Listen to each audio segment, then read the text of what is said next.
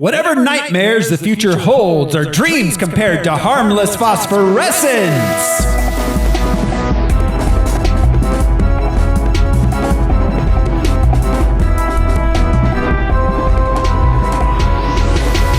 Hello, everybody. This is 100% Dick Thoreau Smiley. Who's joining me this week? I'm Josh CC, and I don't learn. It's one of my problems. My other problems, see above. I'm Brian Lesh, and we're just like Kevin Bacon. I'm Alaric Weber, and you will succumb to my pelvic sorcery. Always will, as if it's a future tense thing. And this is Harmless Phosphorescence. It's the podcast where we watch every theatrically released full-length live-action superhero movie ever made. We gather some research into the production and source material, then we tell you all about it. This show is brought to you by our patrons. Patrons like executive producers, Michael Beckwith and Atticus Burkett.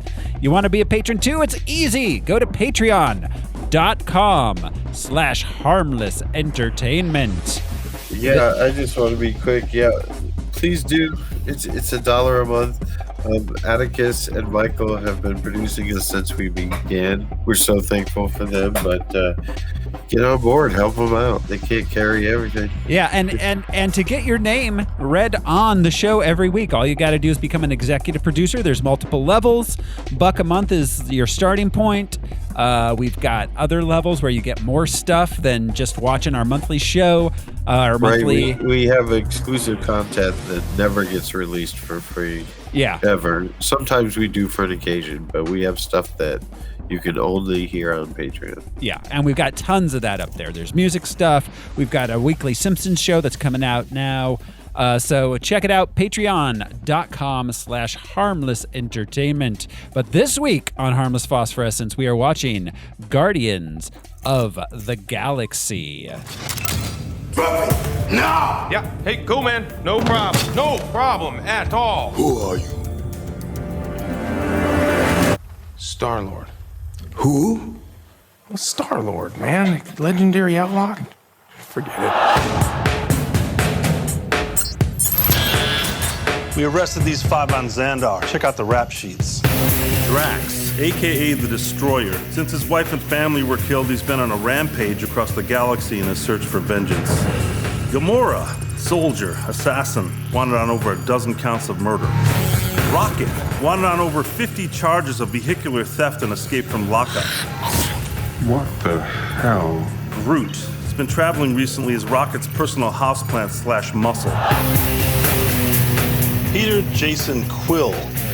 He's also known as Star-Lord. Who calls him that? Himself, mostly. He's wanted largely on charges of minor assault, public intoxication, and fraud. Oh, I'm sorry. I didn't know how this machine worked.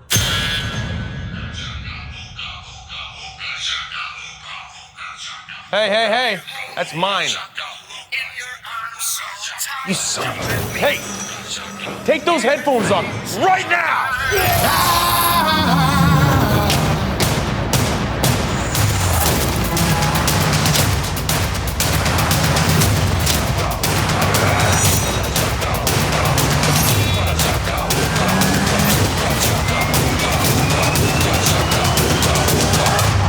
They call themselves the Guardians of the Galaxy. What a bunch of a-holes. Hooked on a feeling, I'm high on believing that you're in love with me. I'm hooked on a feeling. Guardians of the Galaxy. It was The trailer is so weird. The music is so weird. What the hell is happening in the marketing for this movie? So intense and suspenseful. Yeah, that trailer, that's a good trailer. It doesn't really tell you anything about the plot.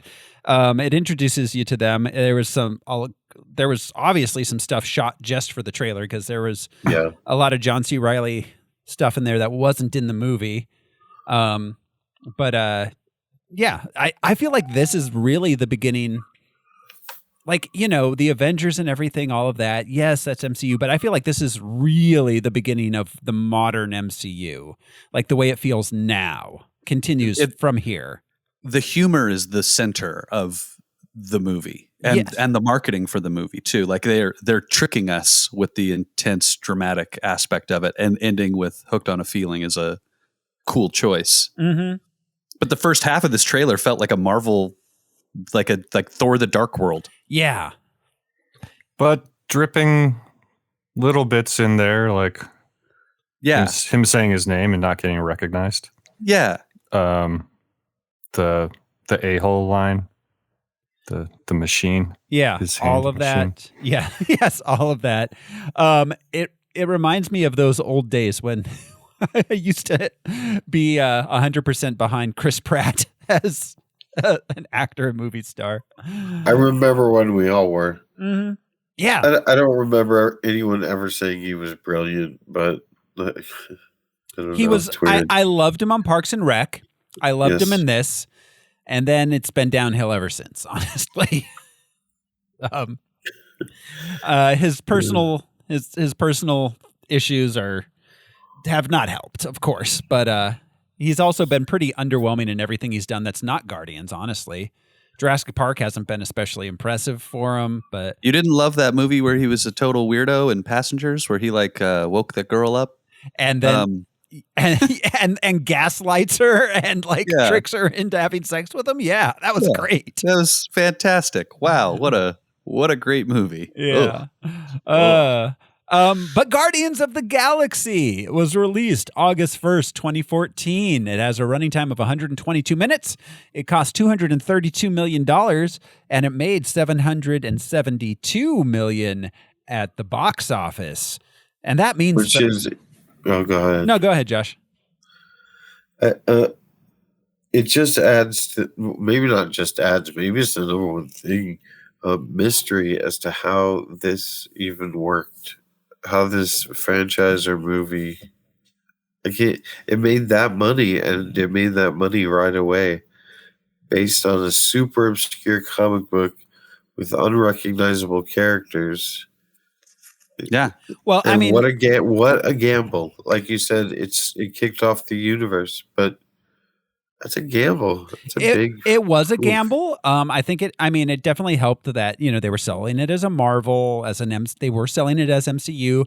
They were selling it as funny, as, like the ad campaign, like that trailer, like sold the hell out of this. I saw that trailer and I was like, yes, I have to see this.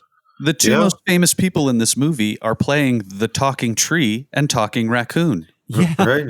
Yes. Especially at this point in time, Yeah. Like in all 2000. That's what I'm talking about. Yeah. What was this, 2014? 2014, right? Yeah. Crazy. I saw this the day it came out in movie theaters on a whim. I saw it opening. It came out of another movie and was like, there's a line for that Marvel movie? I love Marvel movies. I'll see this. That seems weird. Yeah. I saw it opening week. I took Rain and Jude. Rain came out of it like Jude was young, so he came out of it like, yay, spaceships, superheroes, it's great. Rain was early teens, maybe 12, 13, somewhere around there. 2014. He would have been a teenager. He came out of it like, wow, I want to get a Walkman. I'm obsessed with Peter Quill now, and this whole thing, like it was like Indiana Jones for him. He came out with that. Totally. It's like, would you like some cereal? Would you like cereal, Jude? It's yeah. Never mind. Go ahead. But yeah, no, that's the thing, and it had it had those vibes. It has specifically, and James Gunn has said he specifically was trying to make that kind of movie. Indiana Jones, Big Trouble in Little China. These are things it draws very heavily on. Mm-hmm. Yeah, it definitely does. It also did something else. I was just thinking about. Obviously, Thor did to an extent, but it was very Asgardian related.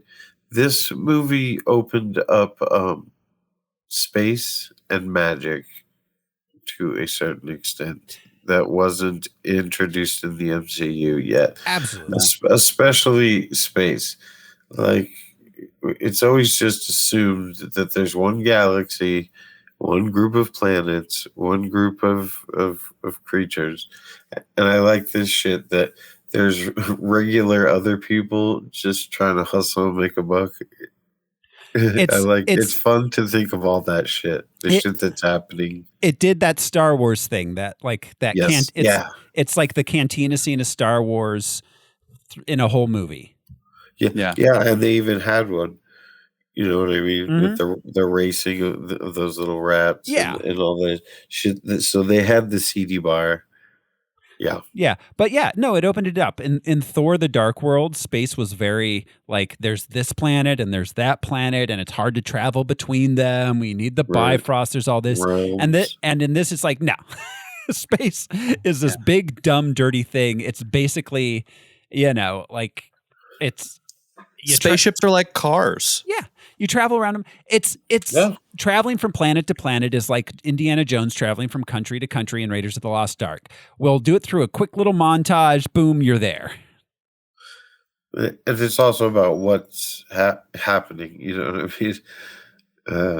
That we'll never see or know about behind the scenes. Marvel space in Marvel movies, space in the MCU has been following this blueprint ever since. This absolutely took it away from Thor and said, this is it. Even Thor Ragnarok follows this blueprint. Yeah, agreed. Exactly. So, all right. This movie, as I said, made a lot of money at the box office, which means it's time for us to play the box office top 10 game. This is the game where I will describe the top 10 movies, the box office of August 1st, 2014. The guys are going to try to guess what movie I'm describing. You ready to jump into the game here, guys? Oh, yeah. Let's do it. All right, here we go. Number 10 for the week of August 1st, 2014. A Chechen Muslim legally immigrates to Hamburg, where he gets caught in the International War on Terror. A story that needed to be told. Maybe it did, but it was Daddy Daycare 2. Taking care of business. It looks like Philip Seymour Hoffman. Oh. Wow, when did he die? He didn't have many movies after this, did he? Or wait, what year did he die? Does anyone remember off the top of their heads? No. 2016, I think he was in the year where all the celebrities died. Oh, God, yeah, that year. So, more between Bowie and Prince. Yeah. This is called A Most Wanted Man. Oh, I've heard of that. Which could, in fact, also be the name of any sort of rom-com. Number 9. Oh, wow. A self-absorbed realtor enlists the help of his neighbor when he's suddenly left in charge of the granddaughter he never knew existed until his estranged son drops her off at his home. This stars Michael Douglas and Diane Keaton. It's one of those, like, there was that period of like 10 years when they were making like old people rom-coms. Yep. It's one of those. She's got to stay off the grass.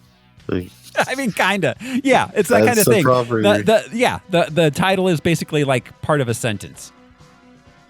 It's called "And So It Goes," which made me wonder. Billy Joel song? Well, it made me wonder if it was like Kurt Vonnegut related, but I don't think so. Yeah, that's what makes me think. Number 8. Oh, okay. A married couple wake up to discover that the erotic video they made the evening before has gone missing, leading to a frantic search for its whereabouts. We got ourselves we got Cameron Diaz and Jason Segel. The Cloud? What's that? The Cloud? No, it's not. I thought this was Zach and Miri Make a Porno, but that's totally different. That was, that was... Isn't it just sex tape? Sex tape, yeah, exactly. You got it, Josh. Sex tape. Straightforward. Number 7. Three intertwining groups of people are left stranded in the streets trying to survive the night. First, is this a comedy, a horror, or a drama? And is it one night or just the night to survive the night? They're just trying to survive this night, this one night. This one particular. Oh, is it a purge? It is. It's a purge. It's got an urge to purge. Oh, I don't know if you guys have seen this, but there's an advertisement for some jewelry from Jared. It's called. I fucked that up. It's called Jared the Purge. No, the new purge is actually called the Forever Purge. Yes, that's the subtitle to that movie, and it sounds like a diamond tennis bracelet from Jared. The Forever Purge. Yeah. I mean, they are blood diamonds, so yeah. Got that going. This is Anarchy, the Purge Anarchy. So by not numbering horror movies anymore, which has become, a thing they just do. They don't number them. They just give them like the title and then like a thing. It makes it really confusing for me to try to figure out which one is which, especially on all these franchises, which I don't watch. But I mean, do you really know which one is Saw 4 or Saw 17? No. Or Saw 3? Good point. Yeah. Good point. Well, most of the Fast and Furious, I have no idea what order they came out in. The following is a movie I have watched. When Dusty learns that his engine is damaged and he may never race again, he joins a forced fire unit to be trained as a firefighter. Cars 2? Not Cars, but Planes. Planes. Fire and rescue. Yes. Jude, I had a young child. I watched all these terrible, terrible Cars spin-off movies. God, they were bad. They were so bad. Number 5. A growing nation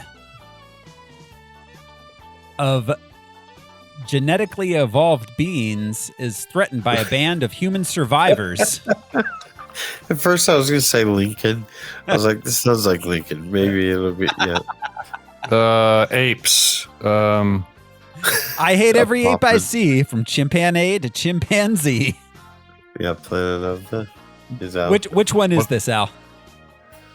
I don't know. Rise of the Planet of the Apes. Rise? Nope, it is Dawn. Conquest? Dawn. It's they should have numbered these two, man. The Planet of the Apes reboots was really confusing because the naming conventions made no sense as far as which one was first or second. Yeah. Number 4. Wow, I forgot this movie existed. Okay. Having endured a series of labors, a Greek demigod has his life as a sword for hire tested when the king of Thrace and his daughter seek his aid in defeating a tyrannical warlord. Starring Dwayne "The Rock" Johnson.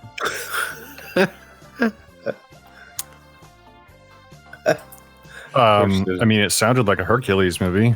It's called Hercules. Dwayne "The Rock" Johnson played Hercules. I completely forgot that happened. Huh. The Greek Samoan. Yes. Yeah. I can dig it. Yeah. Oh, wow. Opening this week up against Guardians. The Chronicle of James Brown's rise from poverty to one of the most influential musicians in history, starring Chadwick Boseman. Wow. It's called Get On Up, right? It is. Get On Up. Chadwick Boseman is James Brown. Oh, he killed it. I have not seen this, but wow. And it's early James Brown years, so it was probably a little easier. But yeah, he did a great performance. That's a hard man to portray. Without being a caricature. Yeah. Oh, God, yeah. Absolutely. Recently saw him in an interview. His neckerchief was fucking off the chain. And he wasn't talking nonsense, not in any way, and not any sort of like weird stream of consciousness. But they answered every question. I'm James Brown, baby. Like, well, why do you think you do? She just wasn't getting it. I'm James Brown, baby. Here, get right down. I got a brand new bag. I want to get on the good foot, and we're gonna. And Landon Hughes interview. I am James Brown. Hello, baby. I am James Brown. Yes, I am James Brown. James Brown was James Brown dead. a Groot? Yeah. Coming in at number 2 this week, a woman accidentally caught in a dark deal turns the tables on her captors and transforms into a merciless warrior evolved beyond human logic. Logic. This is a movie that's based off of basically the concept of this movie is like based off a common saying that's completely wrong. We got ScarJo and Morgan Freeman. Oh, I always thought this was her. What is this? Is this the one where like she was born to fight her? It's Lucy. Lucy. Yes. Her was Joaquin Phoenix, where she plays Siri, basically. Yeah. Gotcha. I remember seeing Guardians of the Galaxy after leaving this movie, and I always thought it was her. No, it's I make Lucy. them up in my brain. Well, yeah, because I mean, yeah, but ScarJo. Her was pretty good. Her was a what's his face? The being John Malkovich guy. What's his face? What's Spike Jonze? Spike Jonze. Her was Spike Jonze. Lucy was. It's basically we only use 10% of our brains. The movie, which is not true. We do not only use 10% of our brains. Some of us do, by choice. Yeah. And number 1 this week, a group of intergalactic. I'm on a quest to destroy the remaining 90% of my brain in a futile attempt to deal with the other people that are only using 10%. It's another expression where there's just so much to unpack.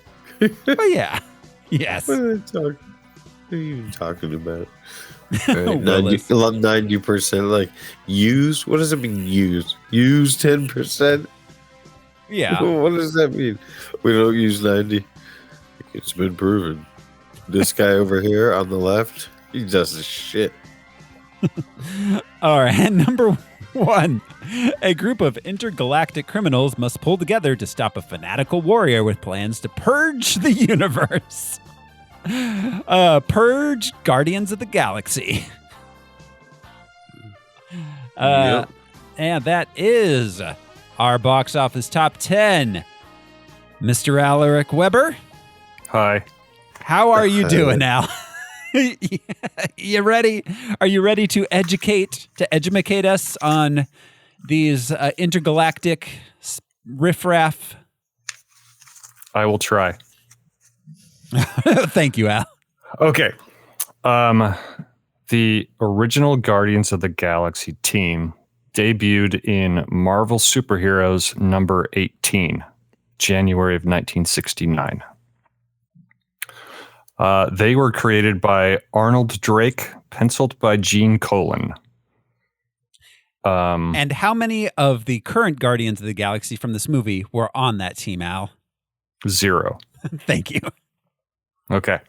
The original team consisted of Vance Astro, a psychokinetic mutant from Earth. Vanstro. Martinex Tanaga, a crystalline being from Pluto. Captain Charlie 27, a soldier from Jupiter. And Yondu Odonta. Yondu? A blue-skinned noble savage from Centauri 4. Oh, noble savage is not a good phrase. It's a very strange choice. This team existed in the 31st century. I believe they were depicted as being the last of their respective races. And they were primarily fighting reptilian aliens called the Badoon. Yeah, and so just a side note, the Sicarians, which were working for Ronin in this movie. The Sakaar being the planet that Jeff Goldblum rules in Thor Ragnarok. Right. The Sakaarians were originally supposed to be Badoon, but apparently there were rights issues. The Badoon might have been owned by Sony at this point. Anyways, Al. Despite strong sales of their first appearance, the team would not be seen again for 5 years. First making appearances in other titles, then getting their own short-lived series in 1976 in Marvel Presents, then relegated again to guest spots until 1979. And they employed time travel to interact with such characters like Captain America and Thing and so on. The Guardians were revived again in 1989 following the popularity of Star Trek The Next Generation. They thought, hey, space. Well, the final frontier. Cool. Let's do this. Yeah. The Guardians' first self-titled comic launched in June of 1990 and ran for 62 issues, with writer-artist Jim Valentino giving the series an action-oriented, fun feel in contrast to the typical grim and gritty comics of the 90s. The team would take on new members and employ time travel to interact with present-day Marvel heroes. In 2008, a new Guardians team was formed by the creative team of Dan Abnett and Andy Lanning, using existing and previously unrelated characters, debuting together as part of Marvel's Annihilation Conquest crossover storyline. And that is the modern team that we know now, right? The new members, the original members of the new team, included Star-Lord, Rocket Raccoon, Groot, Gamora, Drax the Destroyer, Phyla-Vell, and Adam Warlock. Pete Best. Isn't Phyla-Vell Drax's daughter, I think? It's been years since I've read that run. I forget. It'd be funny if they went up. No, Moondragon was Drax's daughter. Moondragon, thank you. So this was Volume 2, Guardians of the Galaxy. That would exist for 25 issues from May 2008 to June 2010, again canceled. The Guardians would appear a couple times prior to 2014, and Star-Lord and Rocket were given solo series to tie in with the movie. Real quick. Phyla-Vell is also known as Quasar. Yeah. It was unclear as to whether in WandaVision, what's her face was going to become Quasar or what was it? Was Photon? But Photon. Or Photon. So, but yes, Quasar.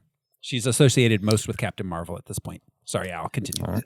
Al, do you have the 90s lineup in your list of folks? Because I think Gamora and Drax are the only 90s or late 80s, early 90s folks. Adam Warlock was in there.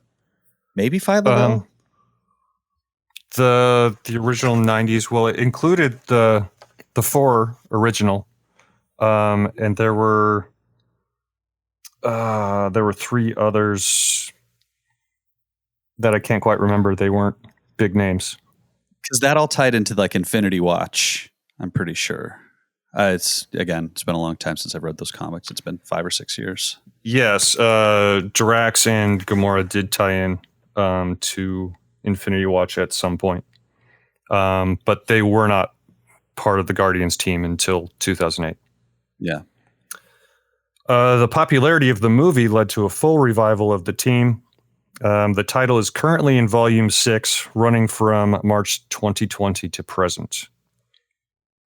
The Guardians would see several new members over the years, including Mantis, Iron Man, Captain Marvel, Kitty Pryde, Thing, that's Ben Grimm Thing, Ant-Man, Nova, Doctor Doom, and Cosmo the Space Dog.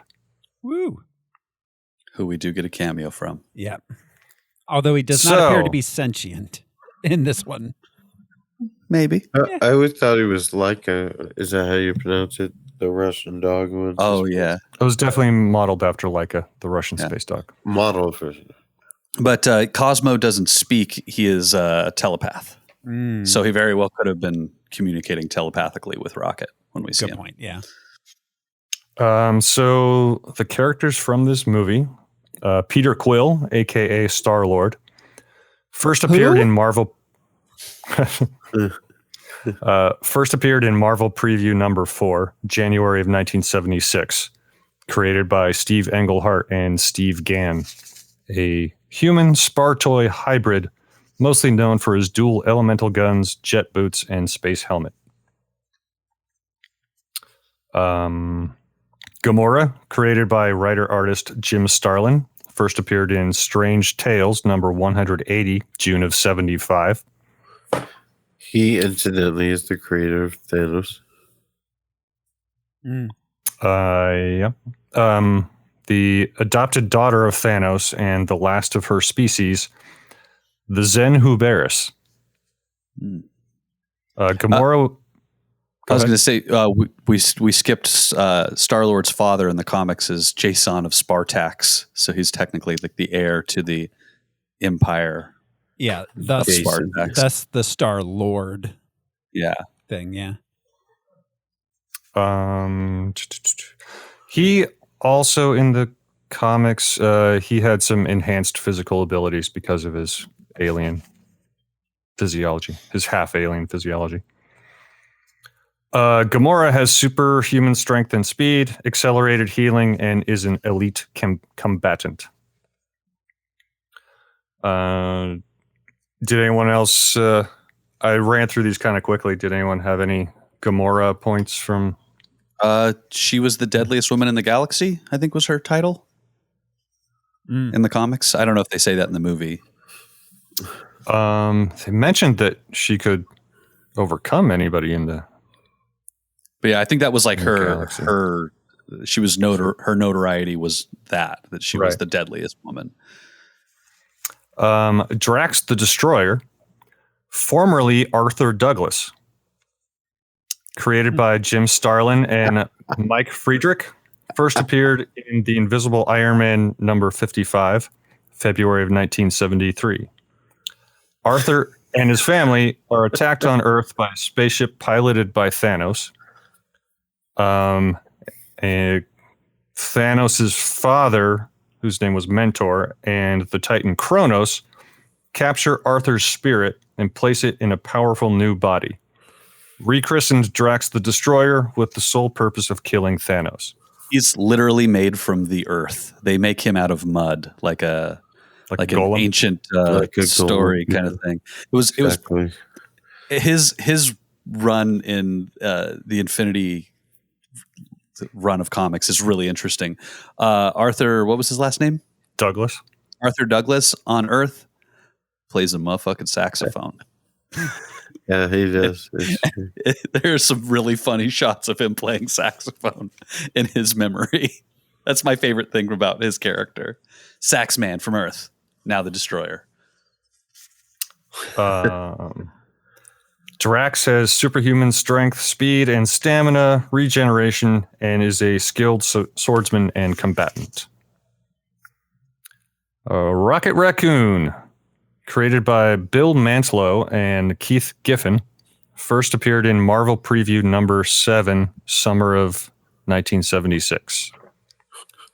Inspired by the Beatles song, Rocky Raccoon. Mm-hmm. In 1982, there was a story featuring Rocket in The Incredible Hulk number 271, the story titled, "Now Somewhere in the Black Holes of Sirius Major there lived a young boy named Rocket Raccoon." That's awesome. A raccoon half-worlder, Rocket is an expert marksman, weapons specialist, master tactician, accomplished space pilot, and genius-level intellect. Woo! Groot. Who created Rocket in the comics? Was that the High Evolutionary? I didn't get. Good question. I didn't get there. I think so. I think it's the High Evolutionary because his whole planet, I think there's like an otter that's his girlfriend. There's a really weird early Rocket Raccoon run where it's like all furry animals that are real cute and deadly. Huh. Well, it's one of the otters, so you could be correct. Groot was created by Stan Lee, Larry Lieber, and Jack Kirby. First appeared in Tales to Astonish number 13, November of 1960. That is impressive that he's been around so long. But I do want to point out that it's awesome it took 4 guys to come up with a talking tree. Yeah, he was a bad guy, right? Initially? Yeah. Originally, yeah. The original Groot was a tree-like alien invader intending to capture Earthlings for experimentation. Mulch. Much like our own trees today. A different Groot would appear in 2006 in Nick Fury's Howling Commandos, then join the Guardians of the Galaxy in 2006. So Groot was just one of the trees in The Happening with Mark Wahlberg. Groot is of the species Flora colossus from Planet X, whose language is nearly impossible to understand. Due to the stiffness of their larynxes, their speech sounds like they are simply repeating the phrase, "I am Groot." The Flora colossi pass on the photonic knowledge of their race by means of a highly advanced educational photosynthesis, making them a race of geniuses. Our Groot, in particular, was gifted with a tremendous grasp of quasi-dimensional superpositional engineering. Groot has superhuman strength, stamina, endurance, and senses. Groot can manipulate plants and is apparently immortal, as after seemingly dying several times, can regenerate from even a single twig. Ronan the Accuser. First of all, I hate the character. I know he's been around a while, but that's got to be the stupidest name for a villain. Ronan the Accuser? The Accuser. Well, it's like that's Steve the Insinuator. Yeah, well, no fuck I with mean, him. That's essentially the Cree name for like judges. They're accusers. The accusers were Cree military governors and jurists. So kind of like there was no confusion. I think it was kind of based off like inquisitors. Like that's what they were going for. If you met a dude, okay, take all that stuff away, and you met a dude, and everybody in the bar says that's his nickname. Oh, the Accuser. Yeah, I'd be like, he's real judgy. There was no question as to what. Yeah, he's like all the assholes at the Zod cocktail party when there's that draw. Ronan was created by Stan Lee and Jack Kirby, first appeared in Fantastic Four number 65, August of 1967. He is the supreme accuser of the Kree Empire. And as we said, the accusers are Kree military governors and jurists.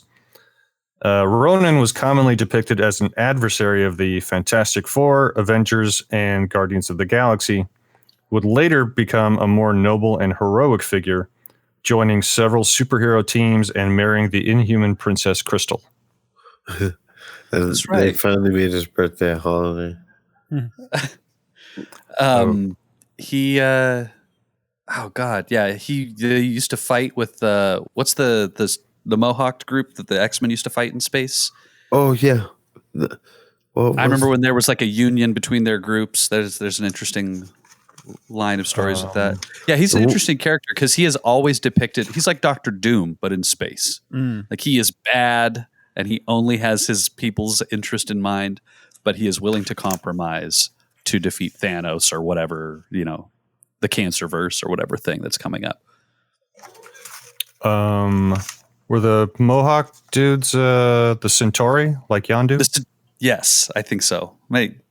Yeah, the one I remember the most was Blue. Yeah, had the red Mohawk. I think his name was Gladiator, but it could be wrong. Yeah, Gladiator is one of them. Yeah. Ronan's primary weapon is the Warhammer-like accuser Cosmerod, called the Universal Weapon.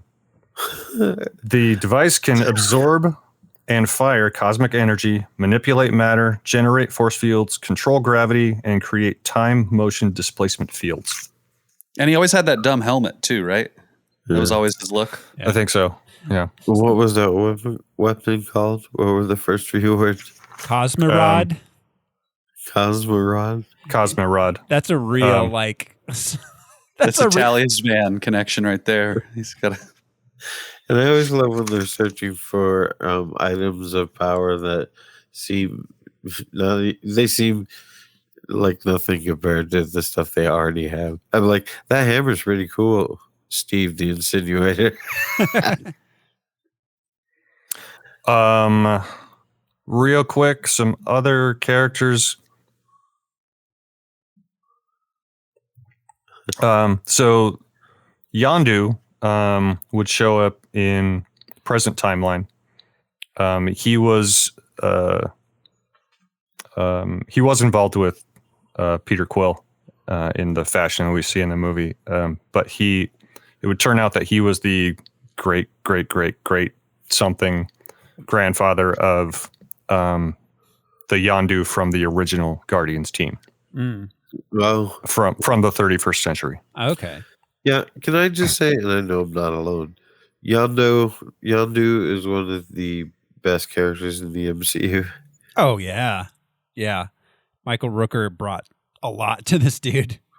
Oh, yeah. I mean, he's never lazy. He never phones it in, but wow. Yeah. Yeah. Great character. Since there are a few more, I just went with first appearances. Nebula first appeared in Avengers number 257, July of 1985. Korath the Pursuer first appeared in... That's what I meant.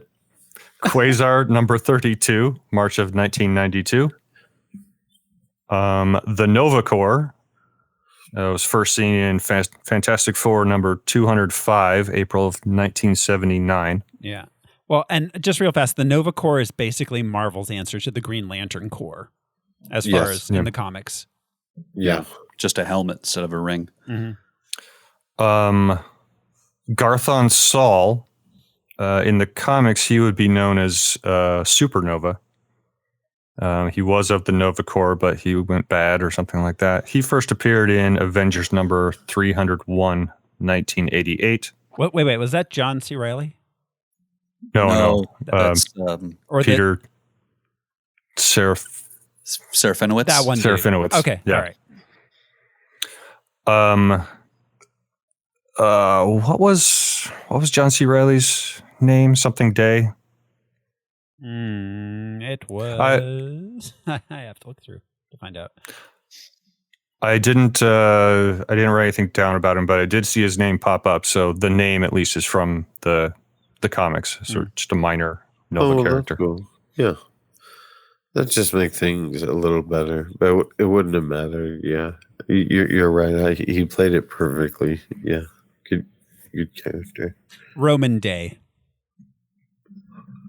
Okay. That's his name.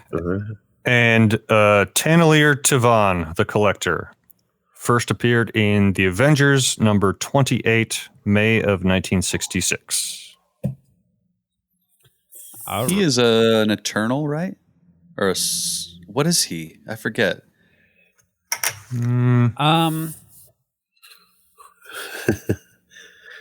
Well, he's...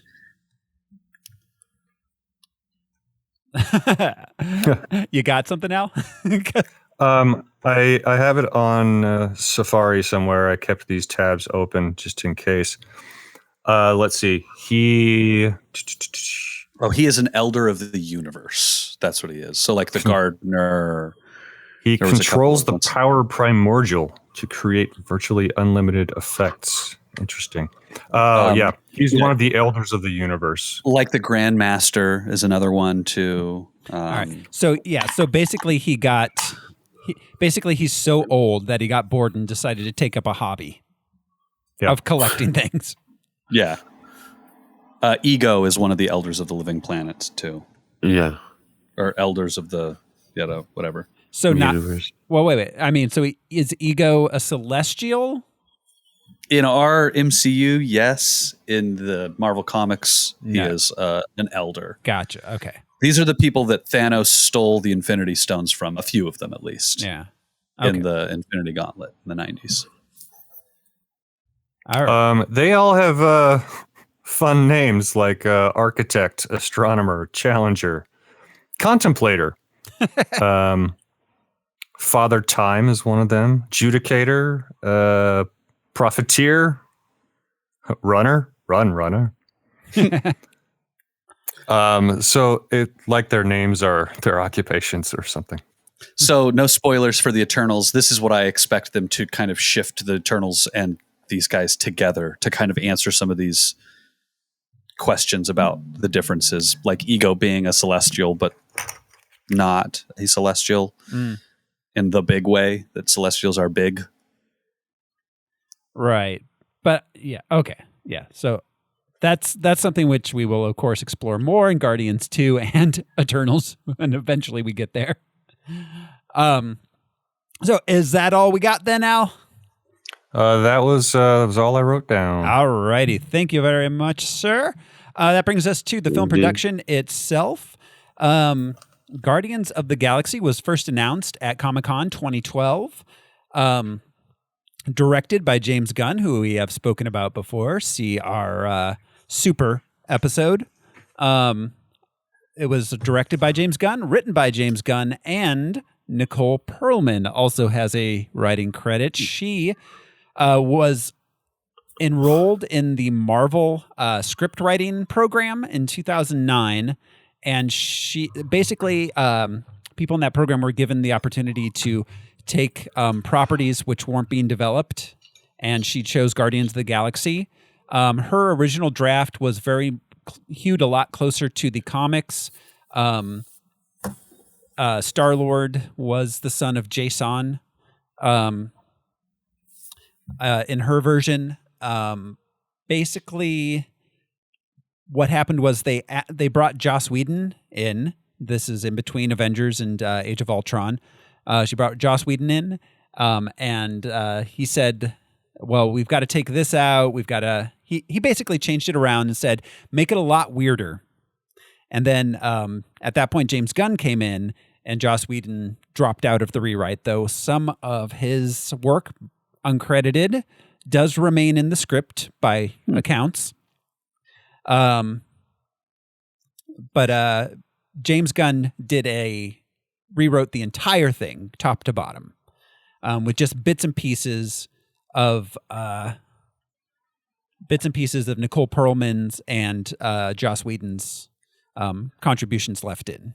I think the removal of Spartax really, really helped shape and limit the scope of the Marvel Universe in a positive way, because they are the superpower in the galaxy, if not the universe. And having Earth be less important would have been a bad thing, I think.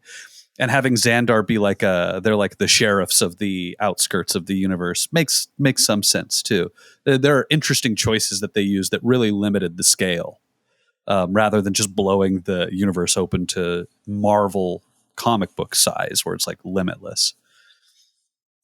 Yeah, that was a definite decision they made, and I think it, like you said, I think it really helped out a lot. Because I can't imagine an in-game and an Infinity War with, Spartax or even the Nova Corps being involved. Like that, we'll get there, but like having these otherworldly military forces fighting Thanos on Earth would have been weird. Yeah. Yeah, exactly. It would have been. All right. Yes. This, we've got in our cast, Chris Pratt as Star-Lord. Star-Lord originally, apparently, James Gunn had a lot of trouble casting this. Joseph Gordon-Levitt was up for the part, as was Zachary. He looks the part, Joseph Gordon-Levitt. Yeah. Zachary Levi was up for this part, and James Gunn almost cast Glenn Howerton from Always Sunny, which that would have been interesting. Would have been bonkers, but cool. That would have been a cool choice. Yeah, it would have been really cool. He initially declined Chris Pratt like multiple times, right? Isn't that the story? Like he said no to every reading that he did. Like, nah. Right. Well, no. So what happened was, So he almost cast Glenn Howerton, but his casting director convinced him to audition Chris Pratt for the role, and he was not impressed with Chris Pratt's work. But then during the audition, Chris Pratt blew him away, and he was basically like, "Okay, yeah, that's our Star-Lord." Yeah, I think there were two. He got a second run at the role. I remember hearing a discussion with the casting person talking about that, saying like, "We almost passed on this guy," which is crazy. Yeah. Although, again, I think Chris Pratt or Glenn Howerton would have been a really interesting choice. It would have been different, but I think he could have worked. Zoe Saldana. Oh, and Chris Pratt, of course. He'd been kicking around the lower reaches of the doing a lot of like guest shots. He was in the OC for a little while. His big break was Parks and Rec, playing Andy Dwyer, which he was great. He was great in Parks and Rec. Everything else about Chris Pratt aside, Andy Dwyer is a great character. Yeah. And Andy Dwyer and Aubrey Plaza, it's basically what happens if a cat and a dog get married. Yeah, totally. He had the best, I think the best line of Parks and Rec in general. And Michael Schur said it was his favorite line of the entire series that Chris Pratt ad-libbed, which is when what's her face was sick. Sometimes he was looking it up. Yeah, he was looking up and he says, "It says I just Googled your symptoms and it says you may have network connectivity issues." So all right, Zoe's. Every summer he used to go to his best friend's house, his best friend's cabin on a lake. His friend's name was David. He's like, we just got to be like, go to Camp David, talk and work it out. Ben's like, how do you know about Camp David? How do you know about Camp David? Zoe Saldana as Gamora. Let's see. She started out doing guest roles on TV. Then her let's see. Here she was in Get Over It, Pirates of the Caribbean, Curse of the Black Pearl. She was in The Terminal. Of course, she she played. Let's see. She was Uhura. She was Uhura in the J.J. Abrams Star Trek. She was in Avatar, where she played a blue lady instead of a green lady. She was Book of Life. Oh, she voiced Captain Kaleno in the My Little Pony movie. So she's one of those people that I don't actually know. I can't remember what she actually ever looks like. I always just picture her as being green or blue. I still picture her as Uhura. She was. I mean, to the most true to life representation of her.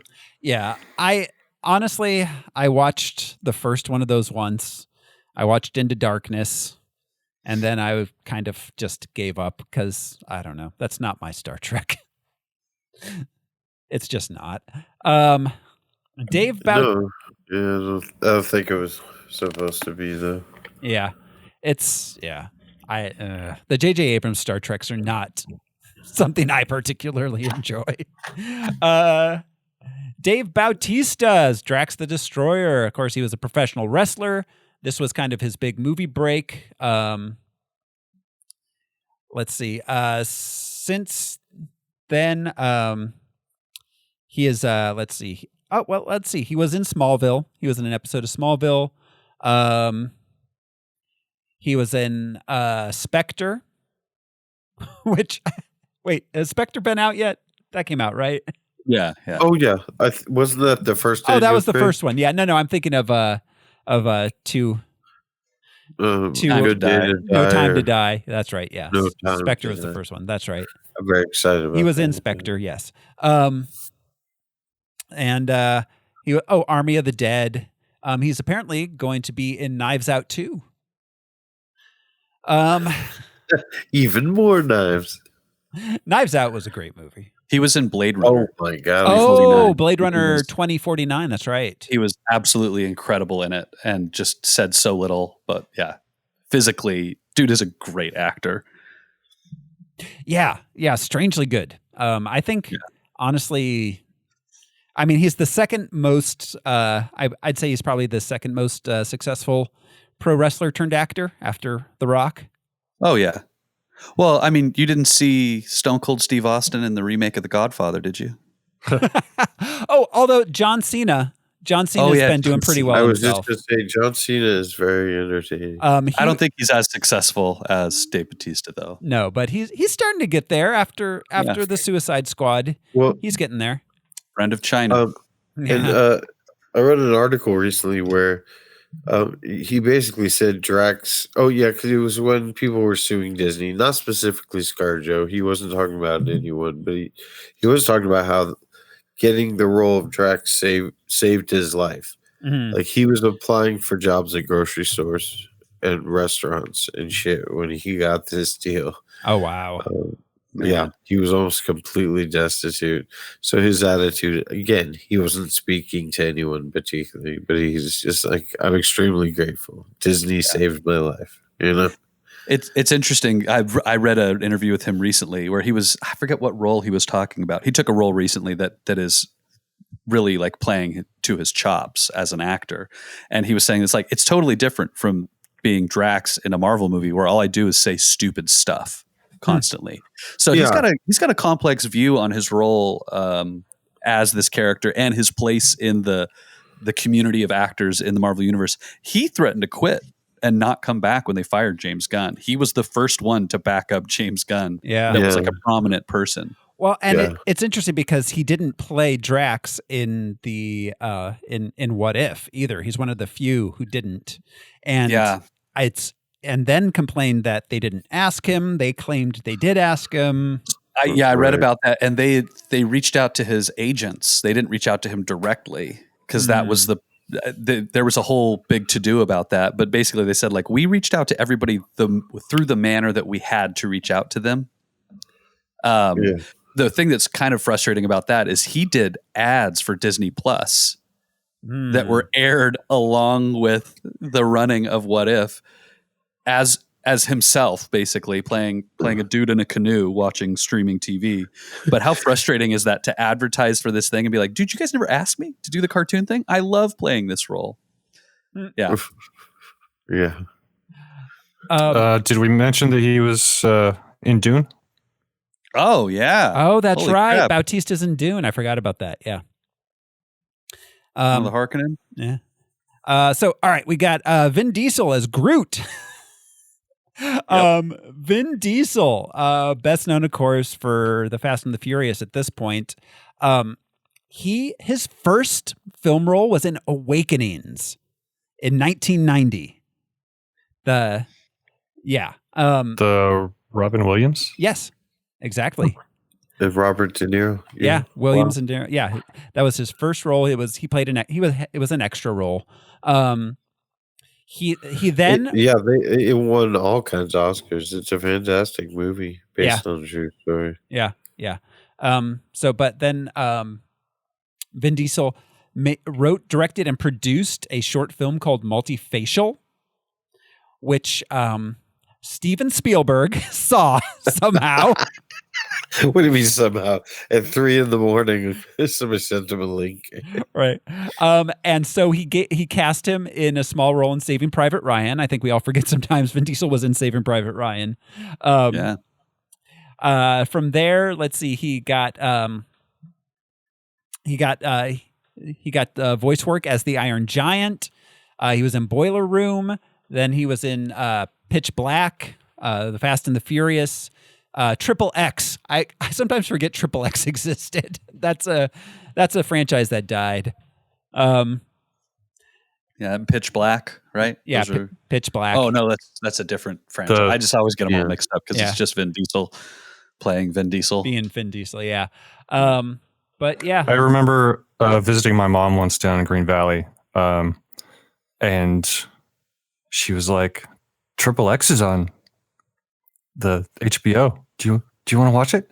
It's like, and I think that was the second time she had brought up a Vin Diesel movie. I think the previous, not very long before that, we had watched Pitch Black together.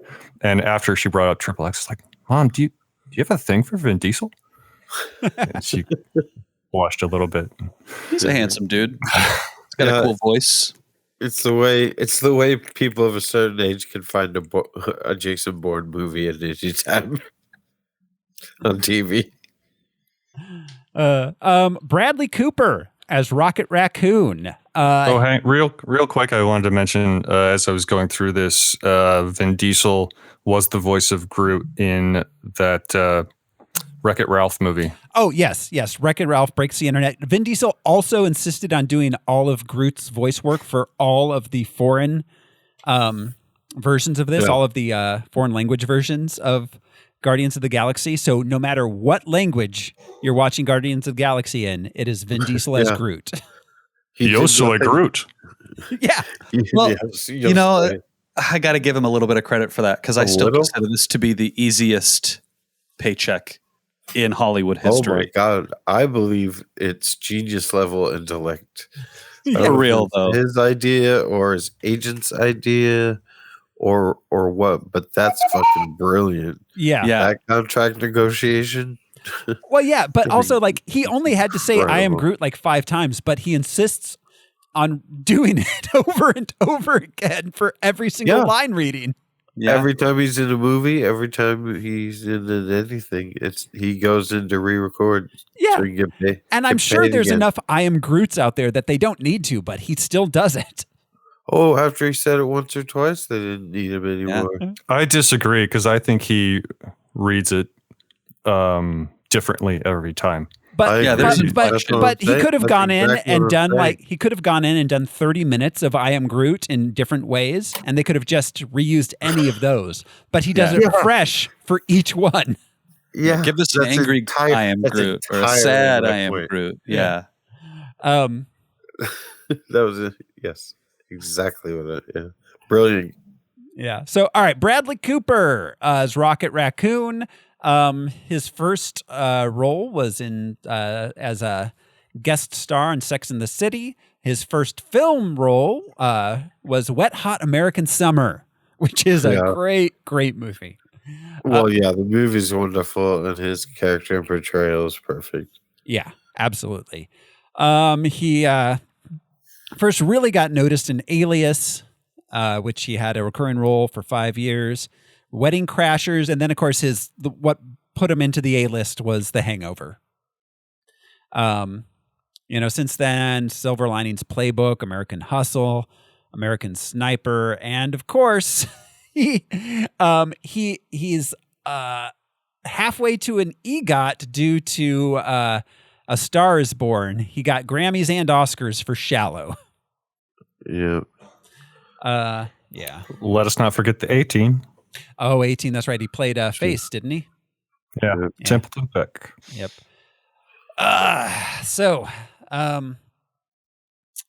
Then let's see. We've got Lee Pace as Ronan the Accuser.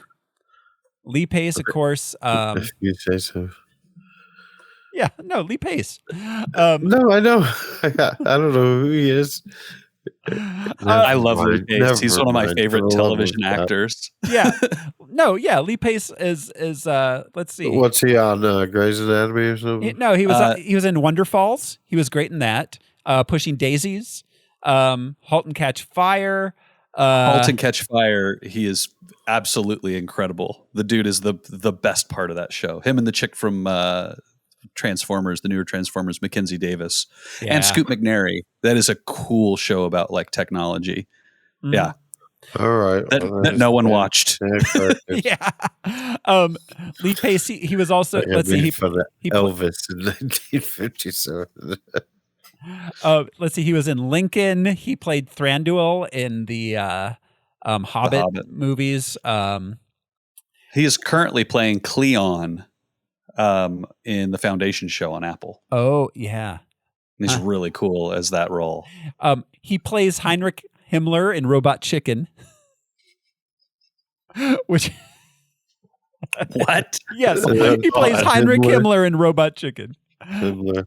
Okay, let's see some images of the guy. Not all dressed up. He's all eyebrows. Yeah. Yeah, he is.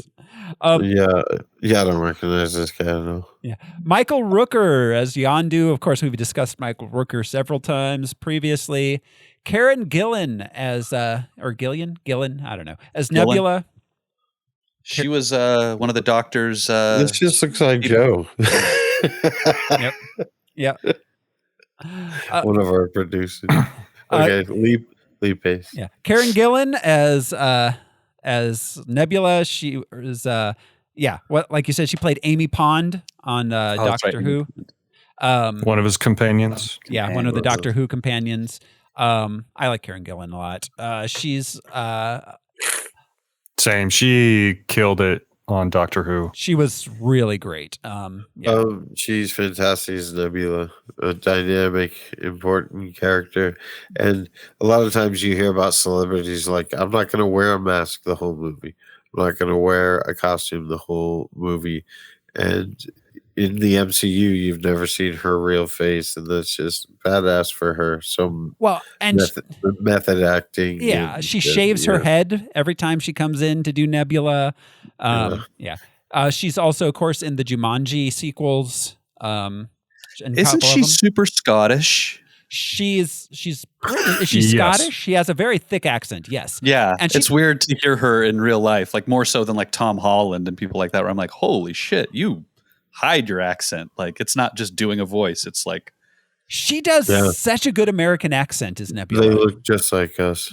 You can't even tell. I'm not joking. Watch out. That was a Centauri accent. Oh, okay. Thanks, Al. South or West Centauri. It just happens to sound very American. We've got Jimon Honsu as Korath. We've talked about him numerous times. So he's a Kree, right? No. Yes. Wait. Is Korath? Yeah, Korath. Because he's in Captain Marvel, but I was just making sure and I think it's cool, but they're one of the species that have multiple races like we do on Earth. Yeah. There are pink and blue and black Kree. Yes. Right. In the MCU. That are actual Kree. They're not just people that live on Xandar. Yeah. Okay. Yeah. Cool. John C. Reilly as Roman Day. Has John C. Reilly come up on this before? I don't feel like we've done him before. I think so. Dr. Steve Brule? Yeah. Yeah, exactly. Dewey Cox. Dingus. Oh my God, Dewey Cox. Yeah, Dewey. What the whole thing about smoking pot with Craig Robinson? Oh no, with Tim Meadows, not Tim Meadows. Craig. No, it was Tim. But yeah, so fuck you. Like, you ain't ready for this, and then it keeps escalating to cocaine. It's just perfect. I love her. She's like, you're. Yeah, go ahead. Oh no, maybe it is Tim Meadows that he does that with. I think it is. Yeah, where he's like, you don't want to smoke it. Why? Does it make you addictive? It's not addictive. I don't want to freak me. Yeah, it makes sex even better. It's the cheapest drug there is. It's non-habit for me. I kind of think I do want to try it. I think maybe I want to try it. Yeah. And then of course Step Brothers. But I mean, his big break was probably Boogie Nights. Yeah, for sure. He's John C. Reilly. Glenn Close as Nova Prime. My favorite, one of my favorite Dewey Cox is he's arguing with Kristen Wiig, who's his young teen wife. She's belittling him. He's like, I think I'm doing all right for a 15-year-old with a house and a kid. Right? Yes. Glenn Close as Nova Prime. Glenn Close and her 72 words, which she spoke in this movie. She looked great. Her and John Reilly in these roles are kind of befuddling, considering that they never return. Yeah. We'll see. I think they're coming. But I think the Nova Corps is coming back. I think Thanos killed them all when he got. I think so too. Infinity Stone. Yeah. So James Gunn has been pretty adamant about not using Nova as a character in these movies, because that's the regular question. Because you have the Nova Corps and you have Xandar and all that stuff. Yeah. But in the Nova storyline, Nova Prime lives in his helmet. He is the last remaining member of the Nova Corps. So it would be really cool to have Glenn Close as the voice of Nova Prime in, Timothy Oliphant's head or whoever becomes Nova. Because it was like a Green Lantern thing, right? Yeah. It would transfer. And there's a young Nova and the Young Avengers. So, I mean, there's a lot of possibility for Glenn Close to just become the voice in someone's head. Okay. But yeah, it's interesting. But John C. Reilly's totally dead. Yeah, John C. Reilly is 100% dead. Benicio del Toro as the Collector. And we got Josh Brolin as Thanos, his first appearance as Thanos. Finally. And with the actual actor, I mean. Yeah, with Josh Brolin. With a different voice actor and everything too, and there was a different guy in a Thanos mocap at one point in Avengers too, right? In the first in Avengers, in the first Avengers movie, it was a different dude. But we got Josh Brolin right here as Thanos. I'd forgotten how much Thanos we had in this movie. I forgot how much as well. They set up an awful lot. Yeah. Let's see. And Alexis Denisoff was back as the other. Ophelia Lovabond as Karina, that's the Collector's servant. Peter Serafinowicz as Denarian. And Laura Haddock as Meredith Quill, who played Steve Rogers' date in the first Avenger. So people do theorize that she was not human and was in fact living on Earth as an alien, but that hasn't been confirmed by anybody. Yeah, James Gunn has been pretty adamant that she was human when she died. Yeah. He has lately been just like batting down rumors on Twitter. It's been pretty funny to watch. Yeah. There's a lot of Easter eggs in this movie, like a lot. More than in your standard MCU movie. And there is one that has yet to be found. Wait. But that last one, he said, I think that last one was found. I think he confirmed on Twitter at some point that it was, and it was the thing with the locations. The locations, yeah. I think that was the one that he was previously saying hadn't been found. I thought that it was still out there. I thought that there's one that he's like, nope, nobody's found it yet. Maybe that may be the case. Maybe there's that one out there. So I mean, I don't know. Do we want to do the Easter eggs now or after we do the movie? We can do them after. Okay. Yeah. We'll do them afterwards. So, all right. That's about it for... Especially if they answer any questions or relate to anything. Yeah. Yeah. So that about covers our production. I grabbed a couple quick bad reviews of it, which were by... these are actual newspaper reviews or website reviews when it came out in 2014. Matthew Lacona of Variety says, the dialogue is weak. The story is paint by numbers. The characterization is short on personality and heavy on chuckle fishing. But for better or worse, Chris Pratt throws himself headlong into his play to become a new generation's Han Solo. Also with Zoe Saldana. Which was why I got that What was his line? The joking what? Chuckle fishing. Chuckle fishing? Yes. That is now my official name for comedy, stand-up comedy. Chuckle fishing? Comics. Yeah. I'm just going to start calling you Chucklefish. Awesome. the nickname I've been waiting for. Yeah. Kyle Smith. Of All my life, I've had Cheech. I don't even seem like Cheech Marin at all. But now it's Chucklefish. Kyle Smith of the New York Post wrote, Guardians of the Galaxy brings to mind some of the most unforgettable sci-fi event movies of the past 30 years. Alas, those movies are Howard the Duck and Green Lantern. Which, that's... wow. I mean, it's definitely the first movie that's reminded me of Howard the Duck in the MCU. Because he's in it. Yeah, because he's in it. Yeah, Seth Green, by the way, plays Howard the Duck in the post-credits scene. That's fantastic. And he repeats that line, and yeah, it's perfect. So, all right. Because that was in the original, right? You let it lick your face. That's disgusting. Oh, yeah. That was in the Howard the Duck movie. Yeah. I thought, yes. Yeah. Okay. Why do you let it lick you like that? Mm-hmm. Yeah, that's right. Yeah. So, guys, are you ready to jump into the movie? I just need that guy's eye first. Here we go. This is Guardians of the Galaxy. We open on Earth, 1988. Peter Quill is a child listening to an awesome mix on his Walkman in a hospital. His mother's deathly ill. She gives him a wrapped gift, then she dies. And we've mentioned it before, but the importance of that Walkman, and at that age, you know what I mean? Yeah. Not just his mom's mixes, but like that was a prized possession for so many of us. Oh, yeah. Walkmans were very important in the late 80s. And this movie does a great job. The music, I'm going to bring up the music 1,000 times in this movie, but the music is the first thing that we hear or experience in this movie. It is the synthesizers at the beginning of that song. Playing I'm Not in Love.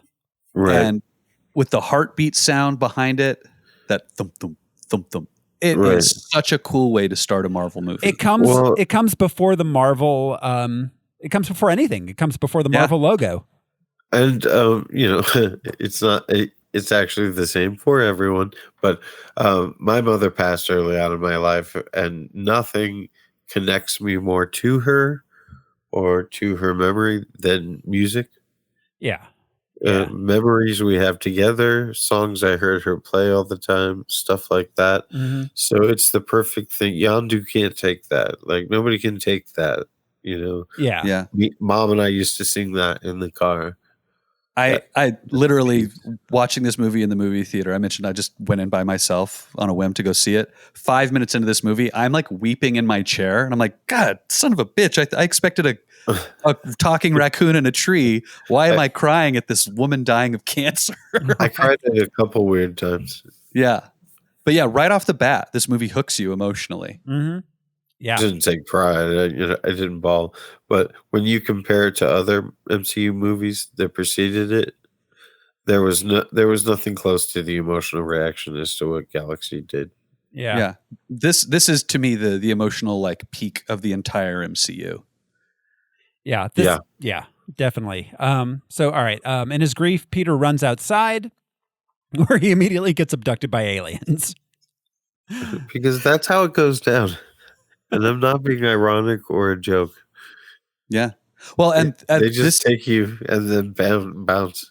And this is when they hit us with the Marvel logo. Yeah. And the Marvel music, the fanfare and all that stuff. Like, what a cool da-da-da-da-da-da. Like, just the musical beat of this. Like, we haven't had any orchestration until this moment. And they updated it. So, like, at one point, there's a flash and you can see Black Panther's staff. You know, yes, it's the new Marvel logo. Like they're really opening up the world, I think, at this point. I love them so much. I don't know if anybody else, this is a new thing that just happened. I texted you guys about this, but did anybody else watch the IMAX version on their TV at home? Yes.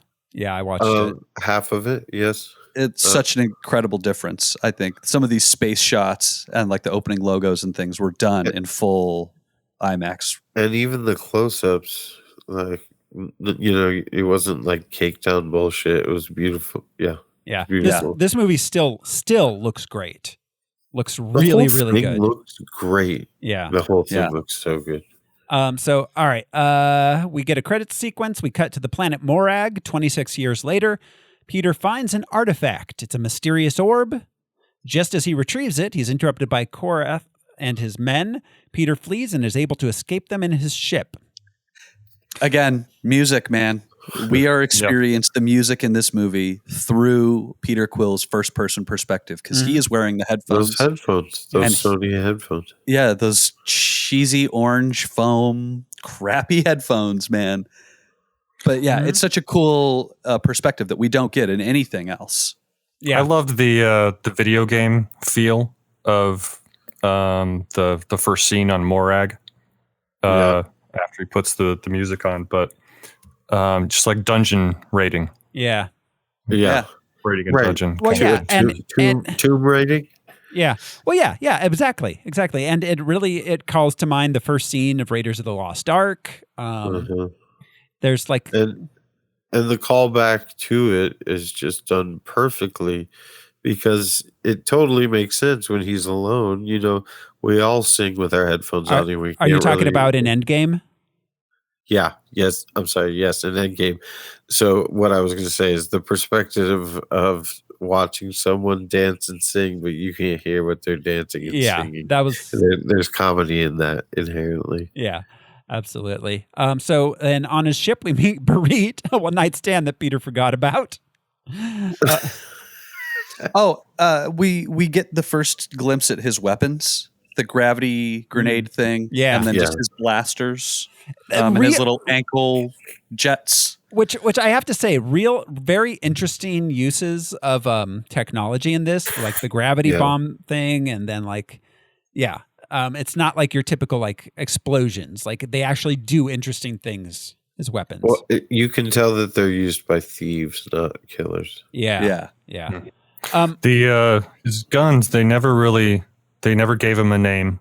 Didn't talk about the technology behind his two pistols. When I was doing the research, they called them elemental guns. And they didn't always shoot the same thing throughout the movie. Yeah. Huh. Yeah, they see that the blasts will be different colors. Or in the comics, like the gravity effect of the gravity grenade thing. That's one thing that his gun can do is he can draw things to him by creating like a beam of like a tractor beam. Basically, they answer all kinds of problems in the comics. Barit, by the way, is a comic character. The one night stand. She's an intergalactic pop star. In the comics. Awesome. And she first appeared in The Rampaging Hulk #1, January of 1977. I know they love to have multiple titles for the one character, but that's a good one. What's that title again? The Rampaging Hulk. It says that her race is Krylorian. Krylorian me a river. All right, so Peter gets a call from Yondu, the alien Ravager who kidnapped Peter when he was a child. Yondu's angry that Peter took the orb. That was supposed to be a Ravager job. The whole team was supposed to be on it. Peter double-crossed Yondu. He hangs up. Yondu, in his anger, puts a bounty on Peter's head. And okay, another Genius James gun thing. The Ravagers are space pirates. But thank goodness nobody's ever said that phrase. Yeah, no one ever calls them space pirates. They're a bunch of space pirates. You know, they have a code of honor.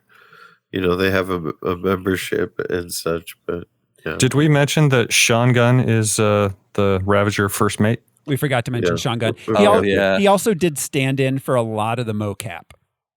Yeah, he's Rocket Raccoon and everything. As well as Thanos. Apparently, he did the Thanos mocap. He was even Calendar Man in Suicide Squad.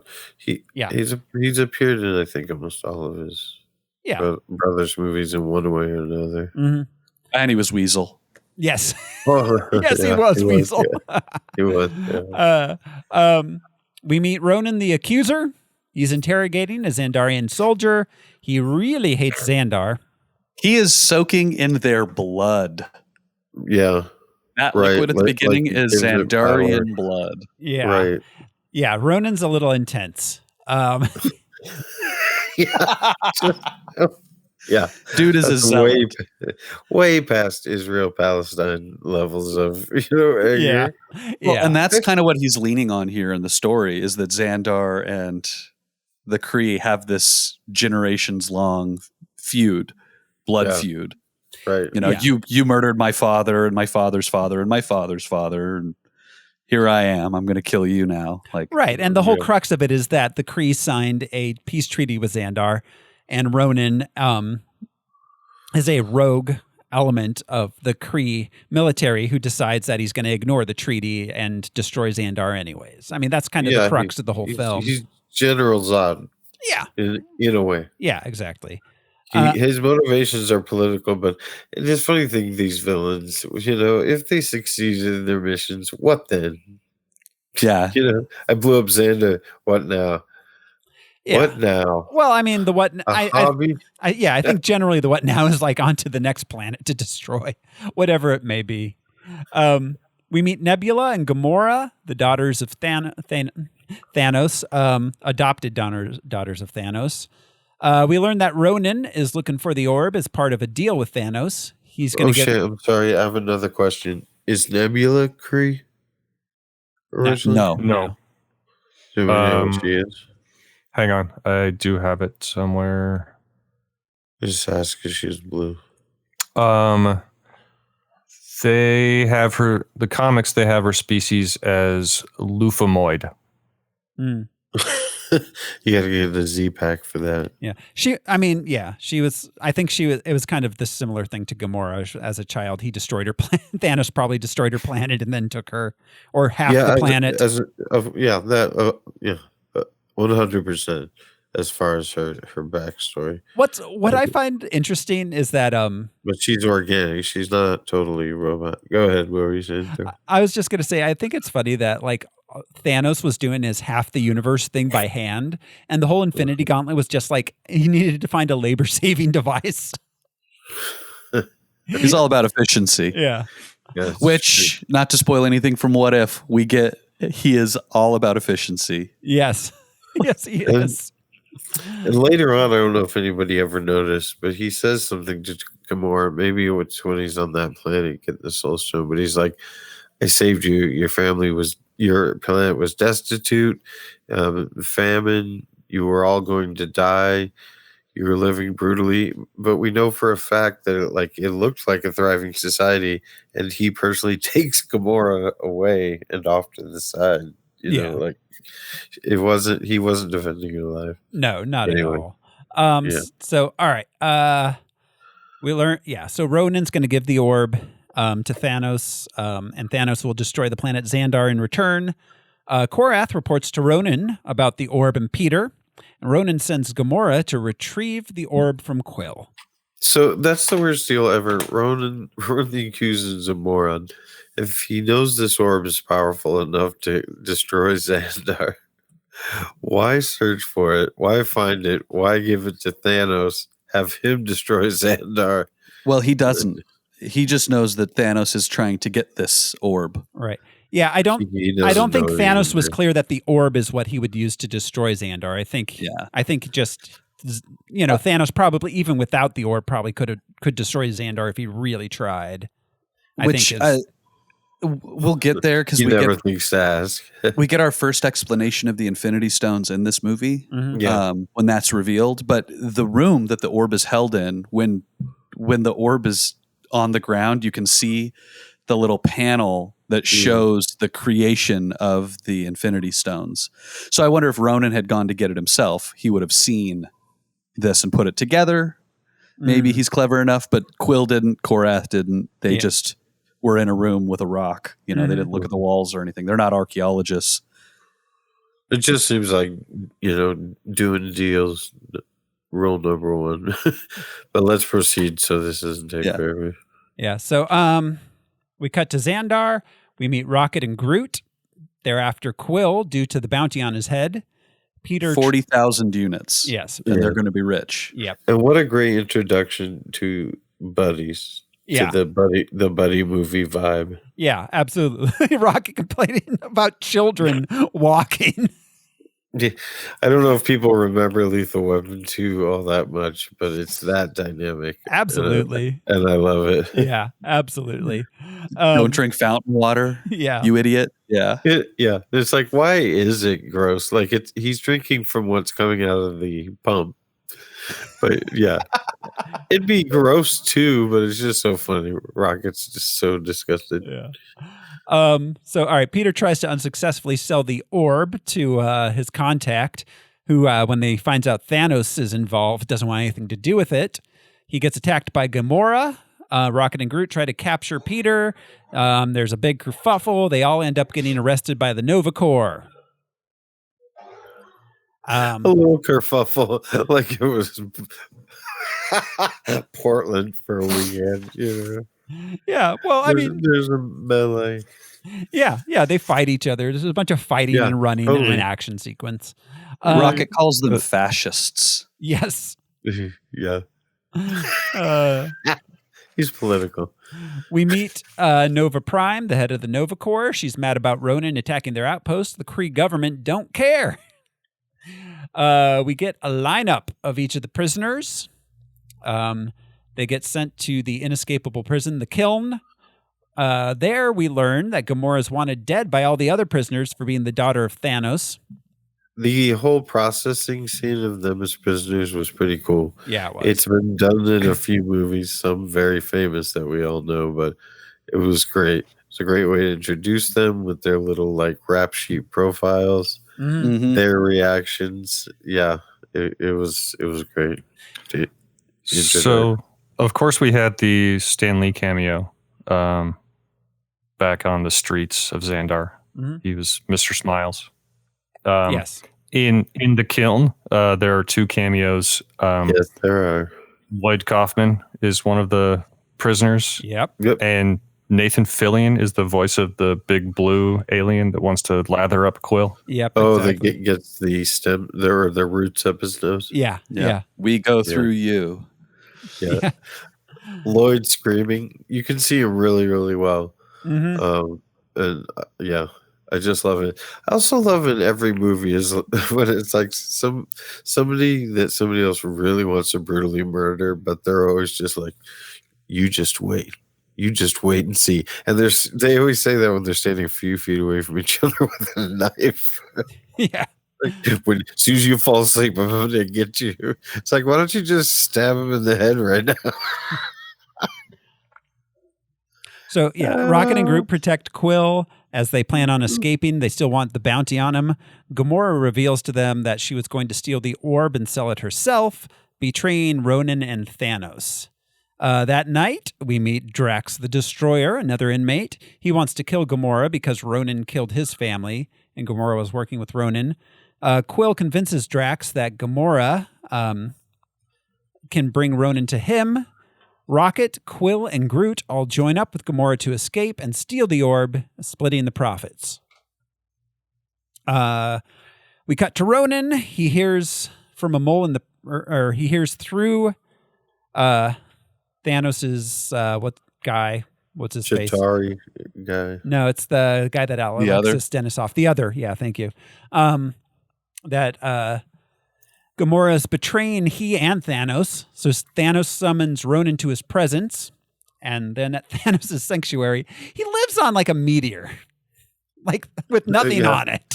And a chair. Yeah. And and obviously they wouldn't have known, but it's not the throne that we see later or the throne room. But yeah, he's just out there. Yeah. So this is like his getaway, it seems like, or like his meditation spot, because he runs his empire, whatever you want to call it, from a ship. Yeah. And the sanctuary is a different place.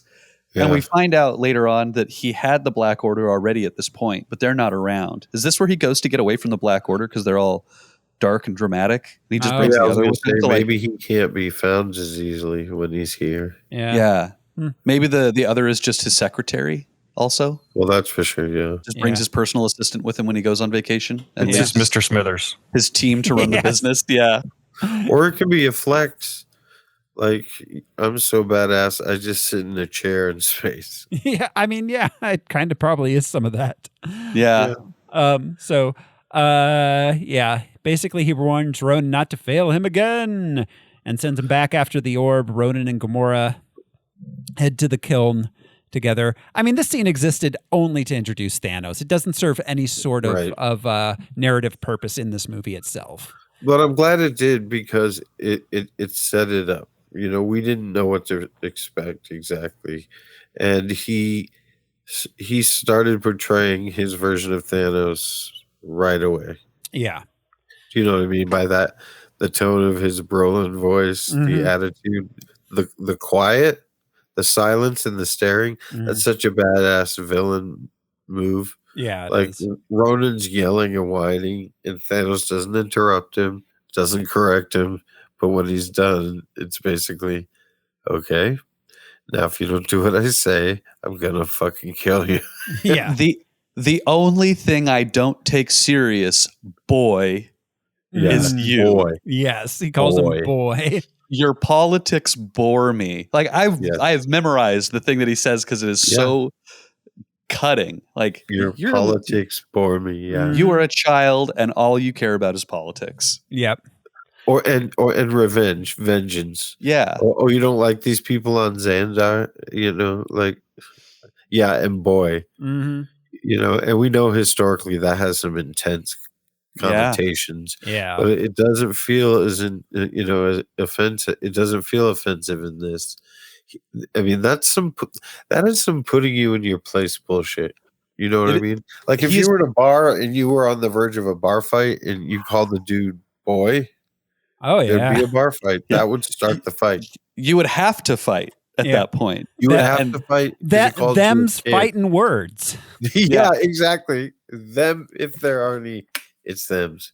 Well, and Thanos is just playing with his food, man. Like Ronan leaves tucked tail. Like, sir. Yes, sir. So much. Sorry, sir. I'll replace your guy when I get a chance, sir. I mean, even later on when Ronan takes the stone for himself, you don't get the feeling that Thanos is in any way worried. He's just slightly annoyed. Yeah, he's just watching the whole ceremony like, Jesus, bro. Take a breath. Chill out. And it's that same kind of thing of like, all right, I'm going to hire this guy and I'm going to hire this guy. And then finally, and he uses the line like, if you want something done, you have to do it yourself. Yeah. But that's exactly it. And that's the look on his face, like a very angry, disappointed employer. This is the only I need to see you in the office. Before Infinity War and Endgame, that we would have seen Thanos really like wreck shit. And it would have been so satisfying to see him knock Ronan down one peg and take the Power Stone from him. I'm glad we didn't. Right. Well, out of the large story and out of this story, it ends so funny, but like that was his one moment. That and maybe Ultron, I guess. Yeah. Yeah. It's like him not killing the Collector, right? Did he kill the Collector? He didn't, right? He technically, yes. Yeah. I think he had already killed the Collector because he's an illusion. Yeah. Gotcha. So that makes sense. Yeah. All right. Back in the prison, the four Guardians begin their prison break. Drax joins them in the chaos because he wants to stick with them to get to Ronan. They escape. They get Peter's ship. They head to meet Gamora's buyer. We learn that Gamora doesn't know what the orb really is, and they argue and get to know each other on the ship. I loved how they just threw us into that, the prison break, because Rocket's saying, we need to do that last, but Groot's already not paying attention and grabbing it. I love the economy of the storytelling through all this. Like, we don't get the 3 days in the prison and they're planning and everything. They're just like, nope, we're just doing it. Planning. Yeah. Visually, it is all happening. In a normal heist, you would have them explaining as the steps are happening. Yeah, a montage. Yeah. In that moment. Yes. Yeah. Just behind his back. He can't see. Yeah. Yeah. And it was as if the camera was one of those drones, attack drones, because it was beautiful. It just moved around so fast and so much action. And the design of this I guess this is the cafeteria, the center of the kiln, being a circle around that watchtower. Made for those shots to be possible, and it's really, really clever blocking and all that stuff. And if and having them have to work together, it has such a, like Great Escape or Magnificent Seven, or that Western vibe type thing. Yeah. We're all outlaws. We actually showed up to kill each other, but now we're going to work together. We need everyone to live. Yeah. And I need that guy's leg. Yeah. That was hilarious. Back on Xandar, Yondu's tracing Peter's steps, looking for him, trying to find out who the buyer for the orb is. We cut to the Collector, who we first met in Thor: The Dark World. The Guardian. And we just said before, I've always known him as a character. I always knew who he was, but Benicio del Toro's performance is incredible. What an interesting character. Yeah. What's so funny is that he seems to have forgotten 100% what he was doing in these movies by the time we get to What If, because that is not the same character at all. It's true. Yeah. The Guardians arrive at nowhere. It's the severed head of a Celestial where the Collector lives. That was cool. Yeah. They mine the brainstem fluid. They don't say that it's a Celestial, too. They just imply it is a ancient being. Well, she says an ancient celestial being. Yeah. Does she say celestial? She says the word celestial in describing it. Yes. Because if you go back, the Celestials were even before the Eternals. Yeah. So she doesn't specifically say it's a celestial. She describes it as an ancient celestial being. Eon is one. I think they even say that at some point. Yeah. His dad wasn't it? Oh, Ego. Not Egon. Yeah. Rocket and Drax get drunk and do some sort of betting. In the cantina type scene, and I love it. Yeah. I love that Groot really doesn't understand what's happening. Yeah. He's horrified. Yes, he is. Once he finds out, once he sees the ultimate end of the game is death, it's just like, what? I just bet on that? Peter and Gamora flirt. Then Drax and Rocket get in a fight.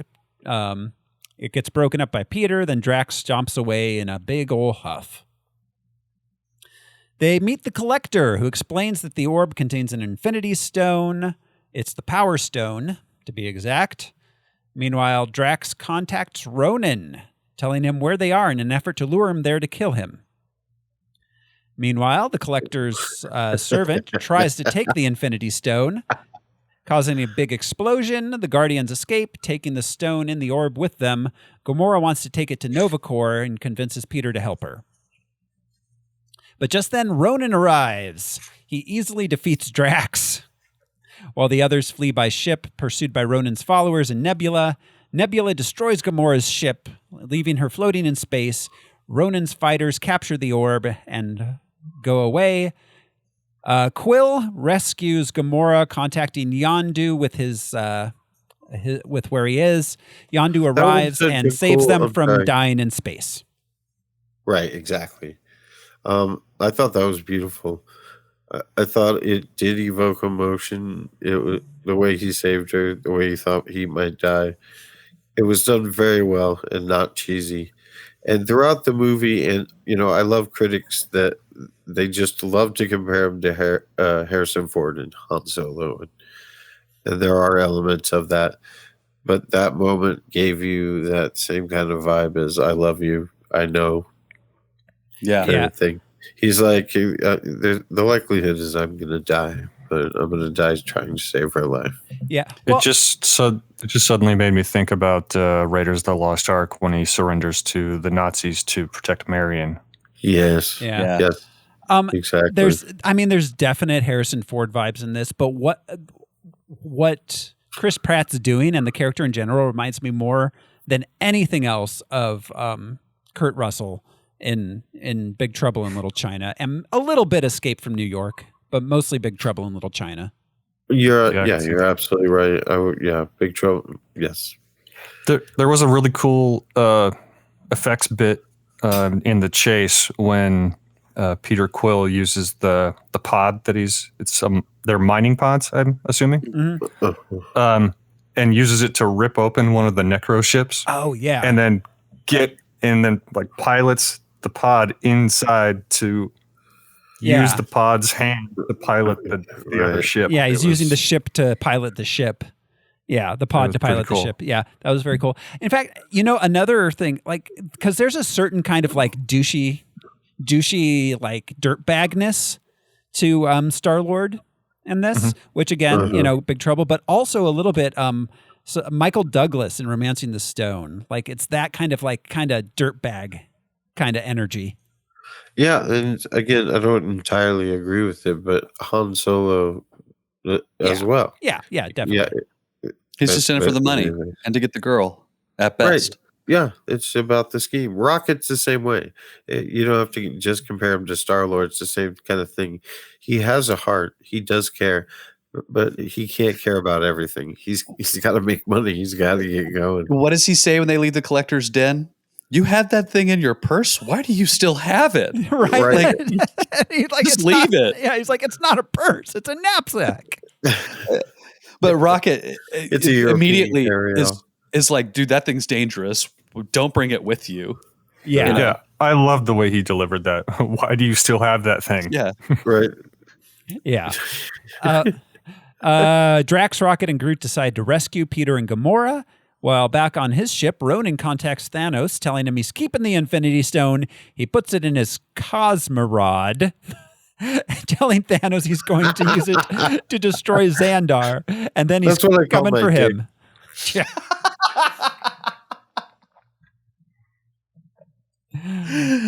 When it is, I call him. Nebula tells Ronan she's going to help him as she hates her dad. I love their interaction. You dare challenge me? And she's like, no, dude, if you kill my dad, I'll do anything for you. It's like when teenagers on the internet get together and scheme to get rid of one of them. Seriously. Yeah.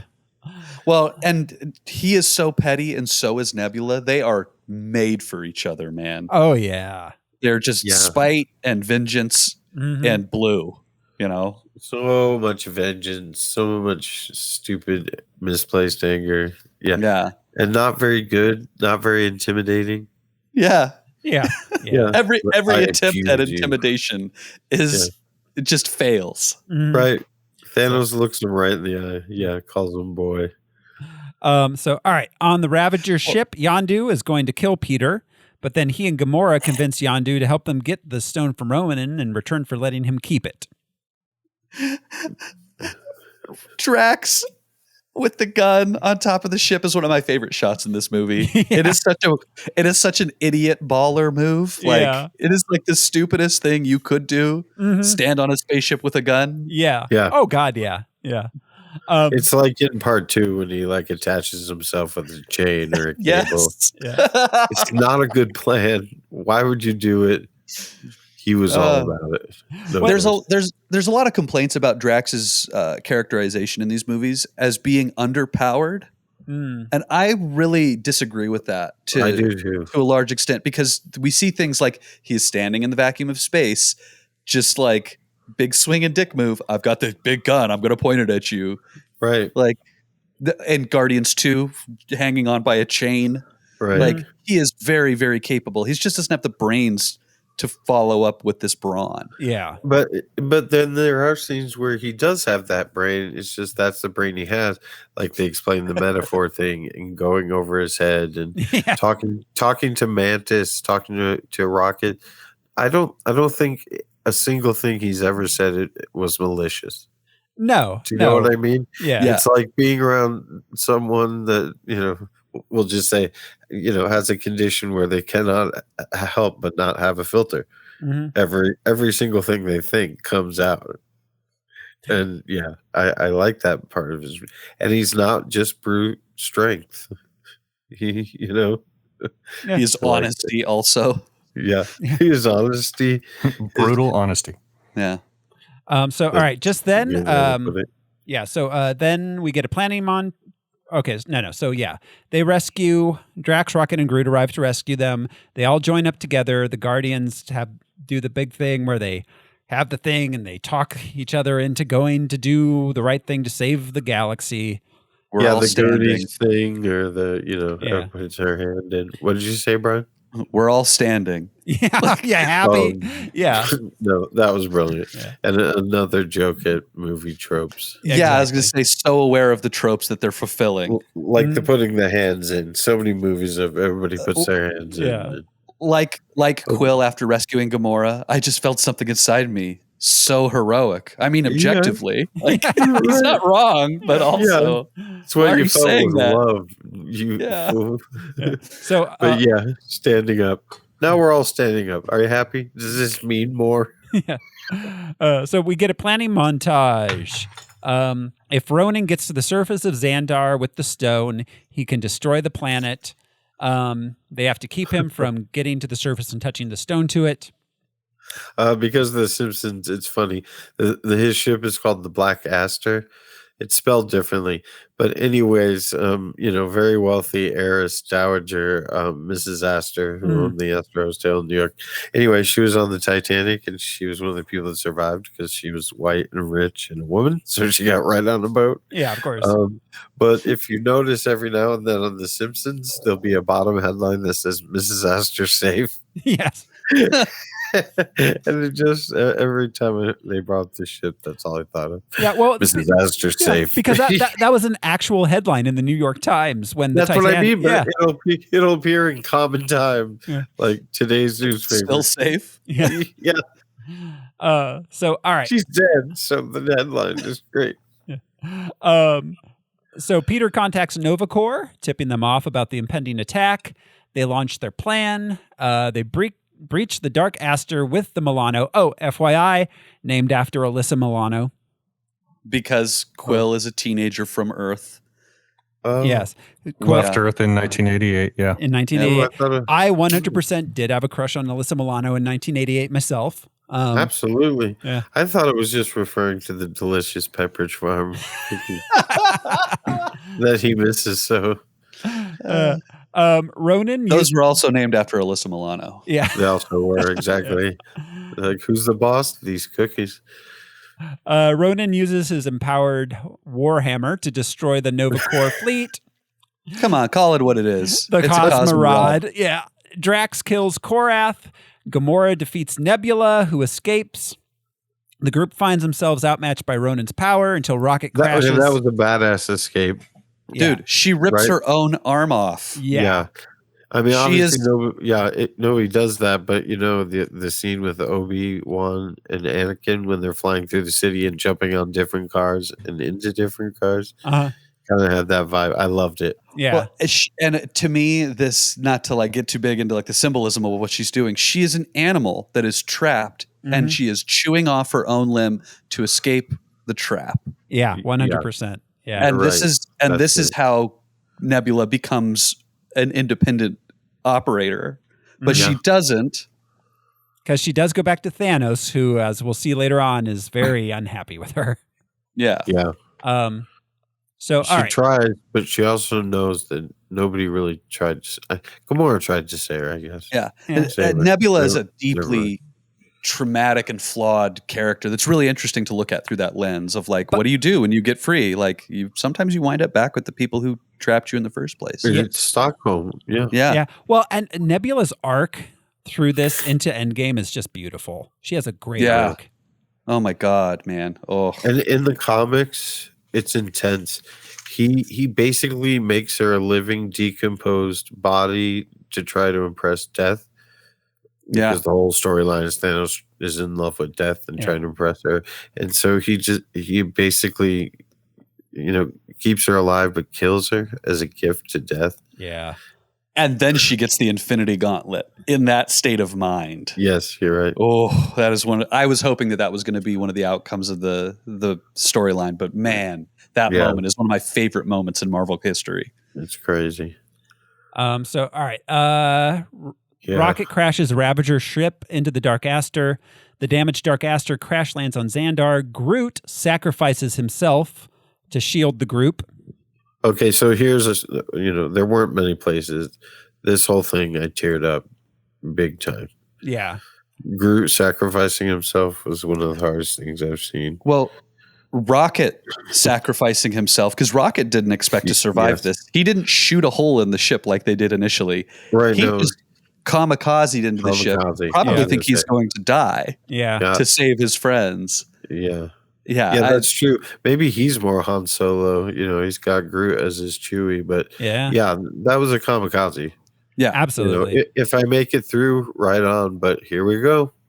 Yeah, he wasn't even sure any of his friends were going to survive his own attack. Because he barreled right over Drax. Yeah, at the same time. I love the shot of them like just all getting hit and Groot saving Star-Lord and all that. There's a lot that happens in that moment when he hits the ship. Yeah, there is. That's our one slow motion moment, I think, in the whole movie. I thought it was Star-Lord who grabbed Groot and pushed him out of the way. Is it Star-Lord who grabs Groot? I think you're right. Yeah. There was the slow motion of, at the very end too. Oh no, at the collector's place when it blew up. Groot ran Rocket out.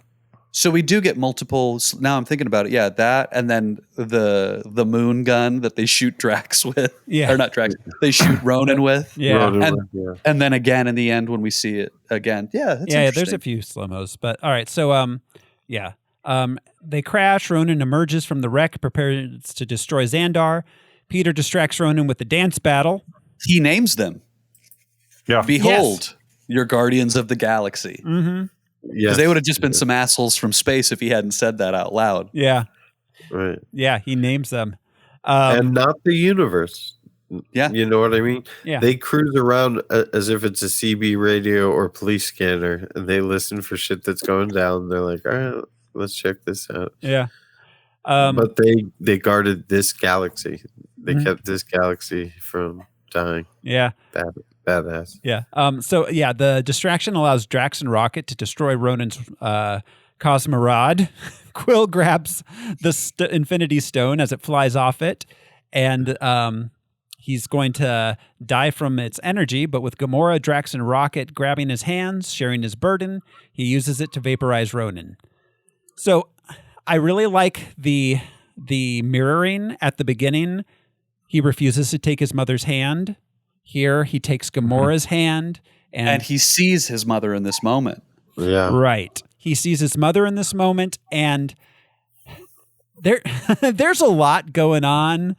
How much he associates this love interest with his mother. There's a lot of psychological stuff happening there. There definitely is. There aren't Ravager women, right? Oh, there are.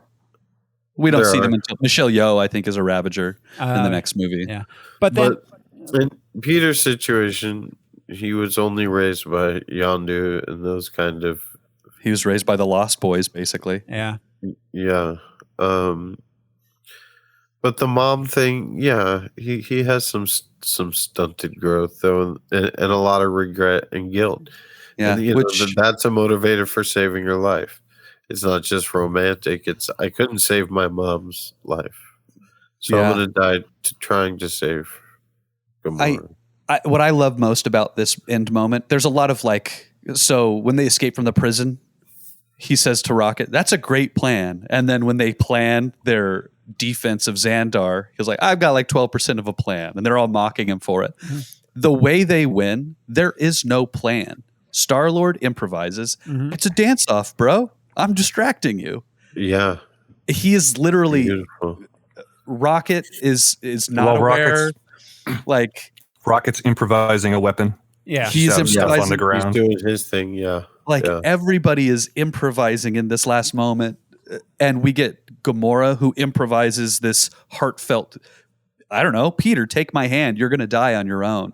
Right. It shows a lot about the Guardians of the Galaxy just kind of shooting from the hip. But sometimes that works really well, Well, not only does it really work, but that's another thing, about there's all the pop culture references and growing up with that shit. But also, just like Footloose, for example, we grew up watching movies where the problem was resolved with very weird ways. Yes. Yeah. Like dance-offs, like sing-offs, or do you know what I'm trying to say? Yeah. And that's the culture that Peter grew up with. But that's what he grew up with, exactly. Yeah. Like the issue in Footloose is resolved by dancing. Yeah. You know what I mean? Yeah. And that's one of the few movies he remembers. Well, yeah, and it's funny love it. because well, yeah. I'll leave it for afterwards. All right, so Rocket. Let's see. Yondu insists on taking the stone. Quill gives him a fake orb. Ravagers leave. We discover that Yondu was hired to deliver Peter to his father when he was a boy, but they never did that. Rocket clutches the remaining branch of Groot while Drax pets him. I loved that moment. Dude, the mocap, the way that they make him relax, like resist and then relax, and his whole tail relaxes. Yeah. That got me a little sweaty in the eyeballs. Yeah. Eyeballs sweaty. And also, we don't know this now, but we learn what Father Yondu is talking about later on. Yeah. Yes. Yeah. He's talking about ego. So we find out that he did save his life in a sense. Yeah. Absolutely. Later on we do. Yeah. So we cut to some time later at the Nova Corps headquarters. Nova Prime tells Peter he's only half Terran. His father was an ancient unknown alien species. They rebuilt He's all the bottom half. Yeah. I'm sorry. They rebuilt the Milano and expunged the Guardians' criminal records. Quill finally opens the last present he received from his mother. It's volume 2 of the Awesome Mix. The Guardians leave on the Milano, along with a potted sapling cut from Groot, which grows up into baby Groot. Dude, the unwrapping of the tape and like Gamora putting her hand on his shoulder. This was the second moment in this movie where I was just like welling up a little bit. Oh, because he'd been resisting to open this present for 26 years. Yes. Yeah, I mean, I totally get it, but yeah, how intense. That's quite a moment to decide to open it. Yeah. Well, because he probably knows what's in there. He knows what his mother gives him as gifts. Right. He just didn't want to hear it yet. Yeah, he wasn't ready to hear it. He wasn't ready. It's a way of finally saying goodbye to his mother. Yeah. Right.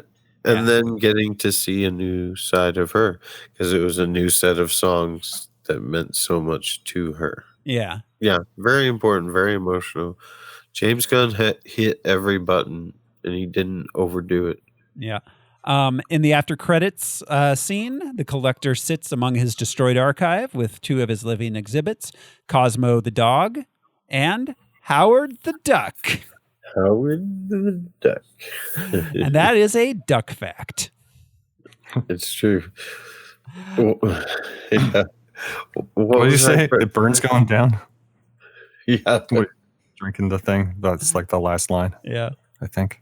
We also had the Baby Groot cameo, which was very necessary and uplifting. Yeah, absolutely. We have to make sure we know.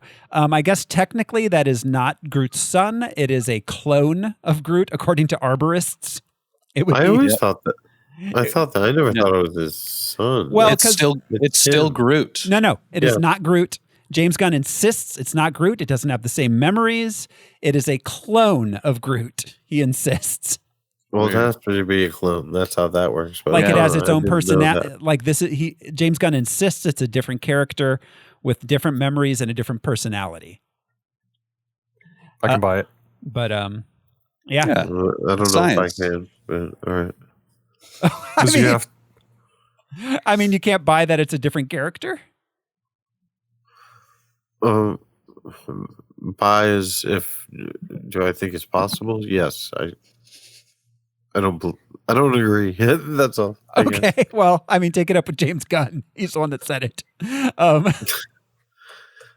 what do you want from me? You can call Bryan Singer if you want and tell him about how you feel. There's a lot I tell Bryan Singer, but anyways. It wouldn't be about movies, really, though. Some of the Easter eggs. We see that in their lineup. We see that Rocket's named associates are Groot and Lila. Lila being a sentient otter who he was romantically involved with in the comics. Let's see. all of the coordinates were actually spell out messages from Peter's mother. Like, so when we see the coordinates of the Dark Aster, if you decode it, it says, "This is mom's cancer." And the coordinates for Nowhere decoded read Meredith Quill X. Or ABBA, depending on how you read it. Which is funny. Yes. Let's see. One of Groot's associates, it's Tibius Lark, and I was unable to find what that means. It doesn't seem to appear in any of the comics. One of whose associates? Groot. Tibius Lark. Is a lark a bird?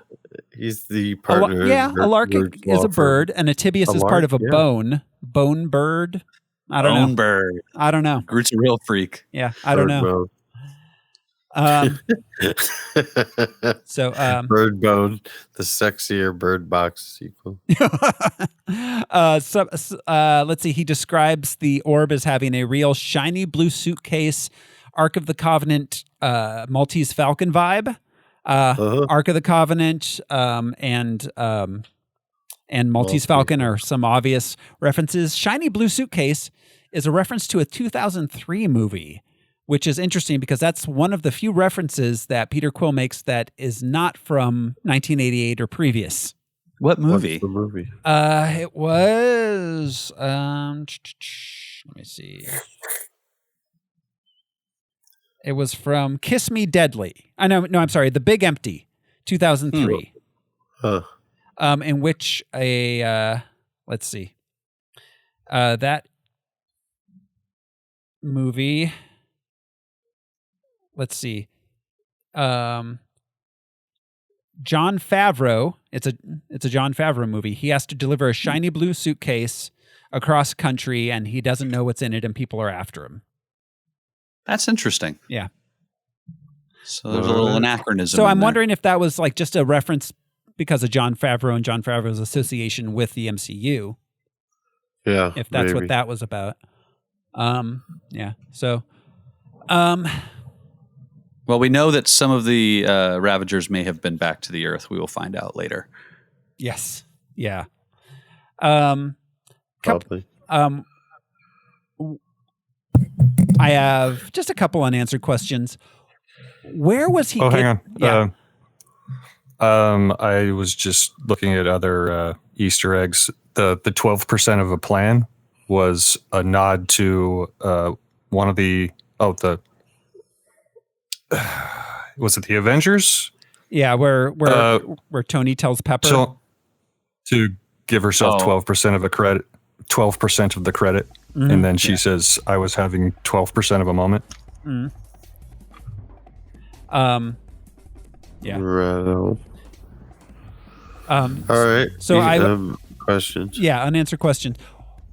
Where was Peter getting all the AA batteries for his Walkman? It's chemical. All of those years. It's chemical electricity. I'm sure they could figure out how much power. I'm sure. Actually, they're called Amulax batteries. Arulary batteries. I'm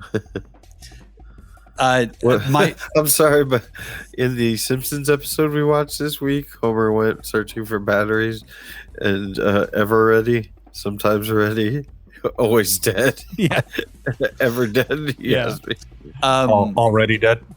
Already dead. So the question about the batteries thing, it's like Quill's tape player in his ship. He just had somebody custom make him something. You know, it is pretty archaic technology, low voltage. Chemical power, a thing that reads cellulose tape or magnetic tape, which is another thing. A cassette tape is not going to last 26 years with that much use. No. I had tapes that started getting real bad and scratchy after like 3 or 4 years. I feel like if it's the only tape he has and the only time it ever comes out of the container is to flip it, it would probably last a lot longer than if you were sticking other tapes or putting it into its case and that kind of thing. Well, too. no. Yeah, I mean, I mean- the thing is just playing it. It starts to literally rub the rust off the tape. So playing Right. the tape itself degrades the tape.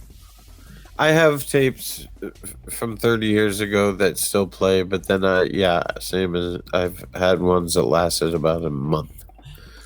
So it depends, but also, there's that. Oh, and the biggest thing about his Walkman, having owned a number of Walkman with the headphones with the cheap foam over them, that foam is going to wear through within a month. Well, yeah, that foam is the one real questionable thing on that whole that Maybe doesn't it was last. like an iPad situation in parents is like you get 10 minutes of Walkman a day. Just But that's about it. Oh, and I was kind of watching it this time through. I was kind of surprised that there was no resolution with the Peter's one night stand, like him just like, all right, I'll drop you off here, kind of thing. yeah. I feel like maybe they wrote it and just didn't shoot it or cut it or something. Right. I'd be really curious to see what this thing looked like before it went through a full editing process. This to me, this feels like A New Hope, where it's like it's a miracle that this movie is as tight and perfect as it is. Yeah. Because it could not have been written this perfectly and executed this perfectly from beat to beat to beat to beat and from like every evolutionary step. This thing, I forgot there was even the Jaws scene where Quill's showing off the different scars on his body. Oh, and yeah. the women who Yeah. gave them to him. And Yeah, that's kind of a Jaws reference. Yeah. Wow. yeah, he Or a so Roadhouse reference. Oh. yeah, it's true. I thought you'd be taller.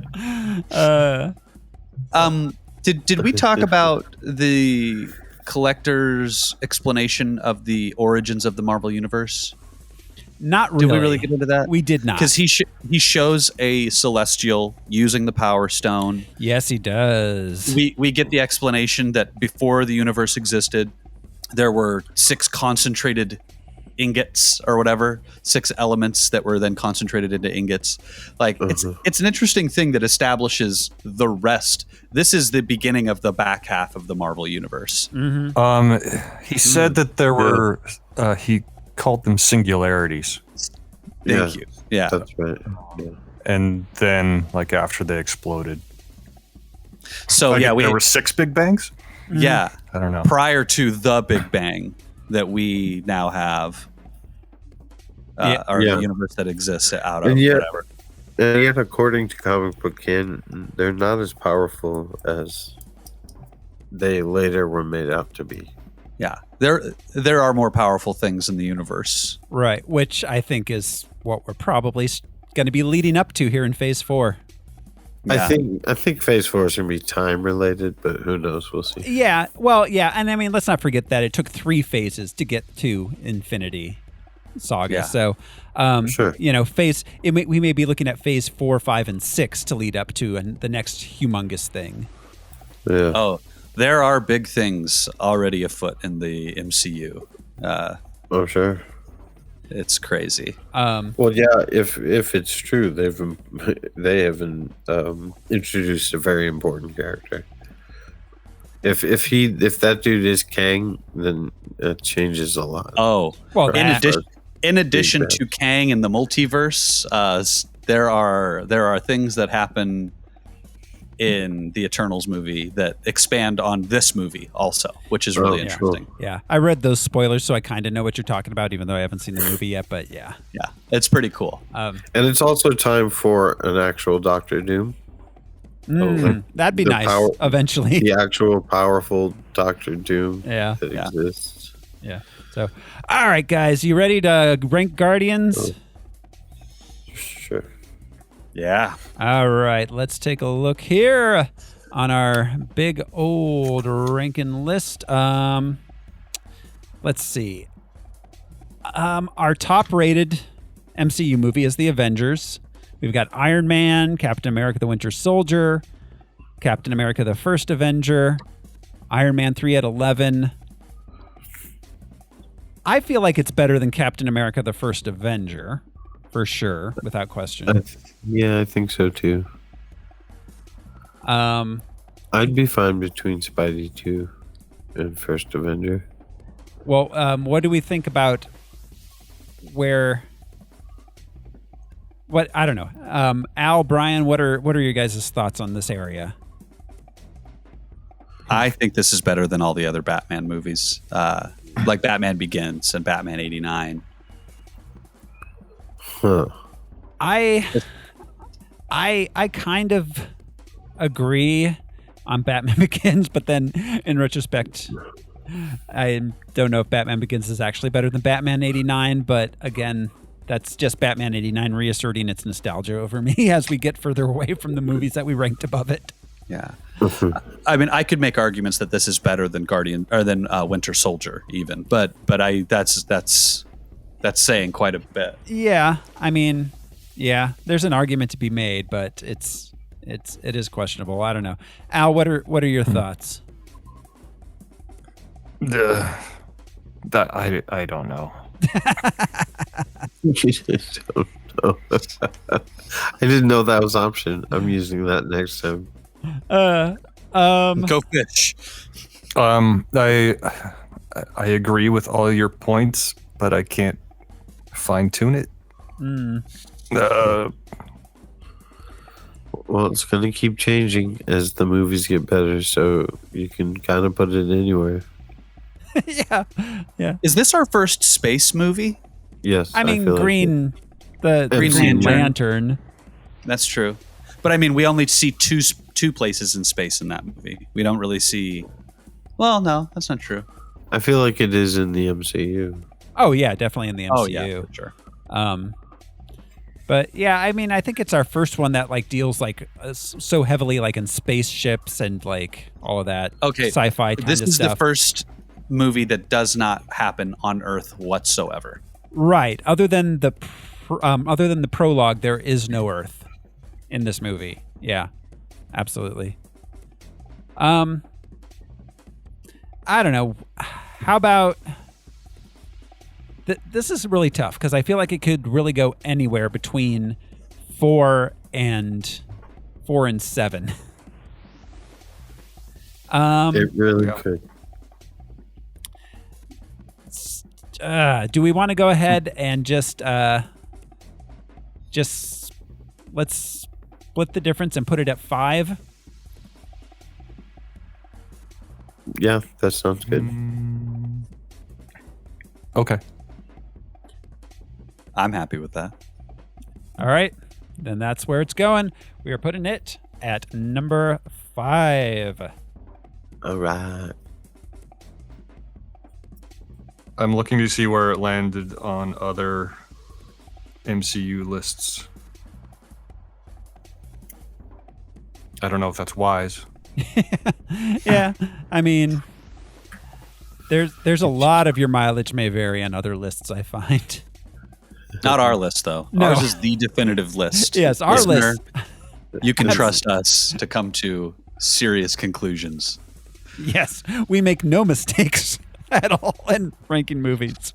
Except for maybe No, Swamp you're Thing. right. It could be higher. That's all I'm saying. The rule. There are no rules, and the points don't matter. So Yeah. The first list I looked at, they had Guardians below Winter Soldier by a little bit. who? What? They had it at number 6. They had it below Winter Soldier, like we have it, but above Who's they? Iron Man. Another podcast, or it's like a nerd blog, or what? I mean, Or just they, the general they. whatever list I just looked at. Yeah. There's so many. It's not government sanctioned. Yeah. So Yeah. But all right. So, well, you guys, we're moving on to next week. Next week on Harmless Phosphorescence, we are going to be watching Teenage Mutant Ninja Turtles, Heroes in a Half Shell. Oh, Yeah, it it's been has a while. the movie in the title. Also, you forgot that part. Oh, the movie. Teenage movie. Mutant Ninja Turtles, the movie. Not just a movie. The movie. Yeah. Unrelated, I want to point out that I was watching the movie version of 21 Jump Street, and there's a point where he runs out of bullets and then just throws the gun, Yeah. Baby Lord style. All right, turtle power. Yeah, I've never seen this one, so that'll be interesting. That's next. I bet they still love pizza. I bet they. That's a bitch. Yeah. I think one of them is a vegetarian. Ooh. Okay. All right. So that is next week on Harmless Phosphorescence. Thank you, everybody, for watching or listening and hanging out with us. This has been your host, Rose Smiley. I'm in a big hurry to get from something stupid to nothing at all. God damn it. That was mine. And I didn't write down another one. Let's see. That guy's haircut should be criminal. Man. Sorry, Josh. Cease your yammering and relieve us from this irksome consignment. I'm Brian Lesh. Josh should go beat up some grass. Yeah. He's so mad. Ninja Turtle, you better stop poking me. I'm Alaric Weber. We'll see you next time, everybody. Bye. Bye, guys. Bye.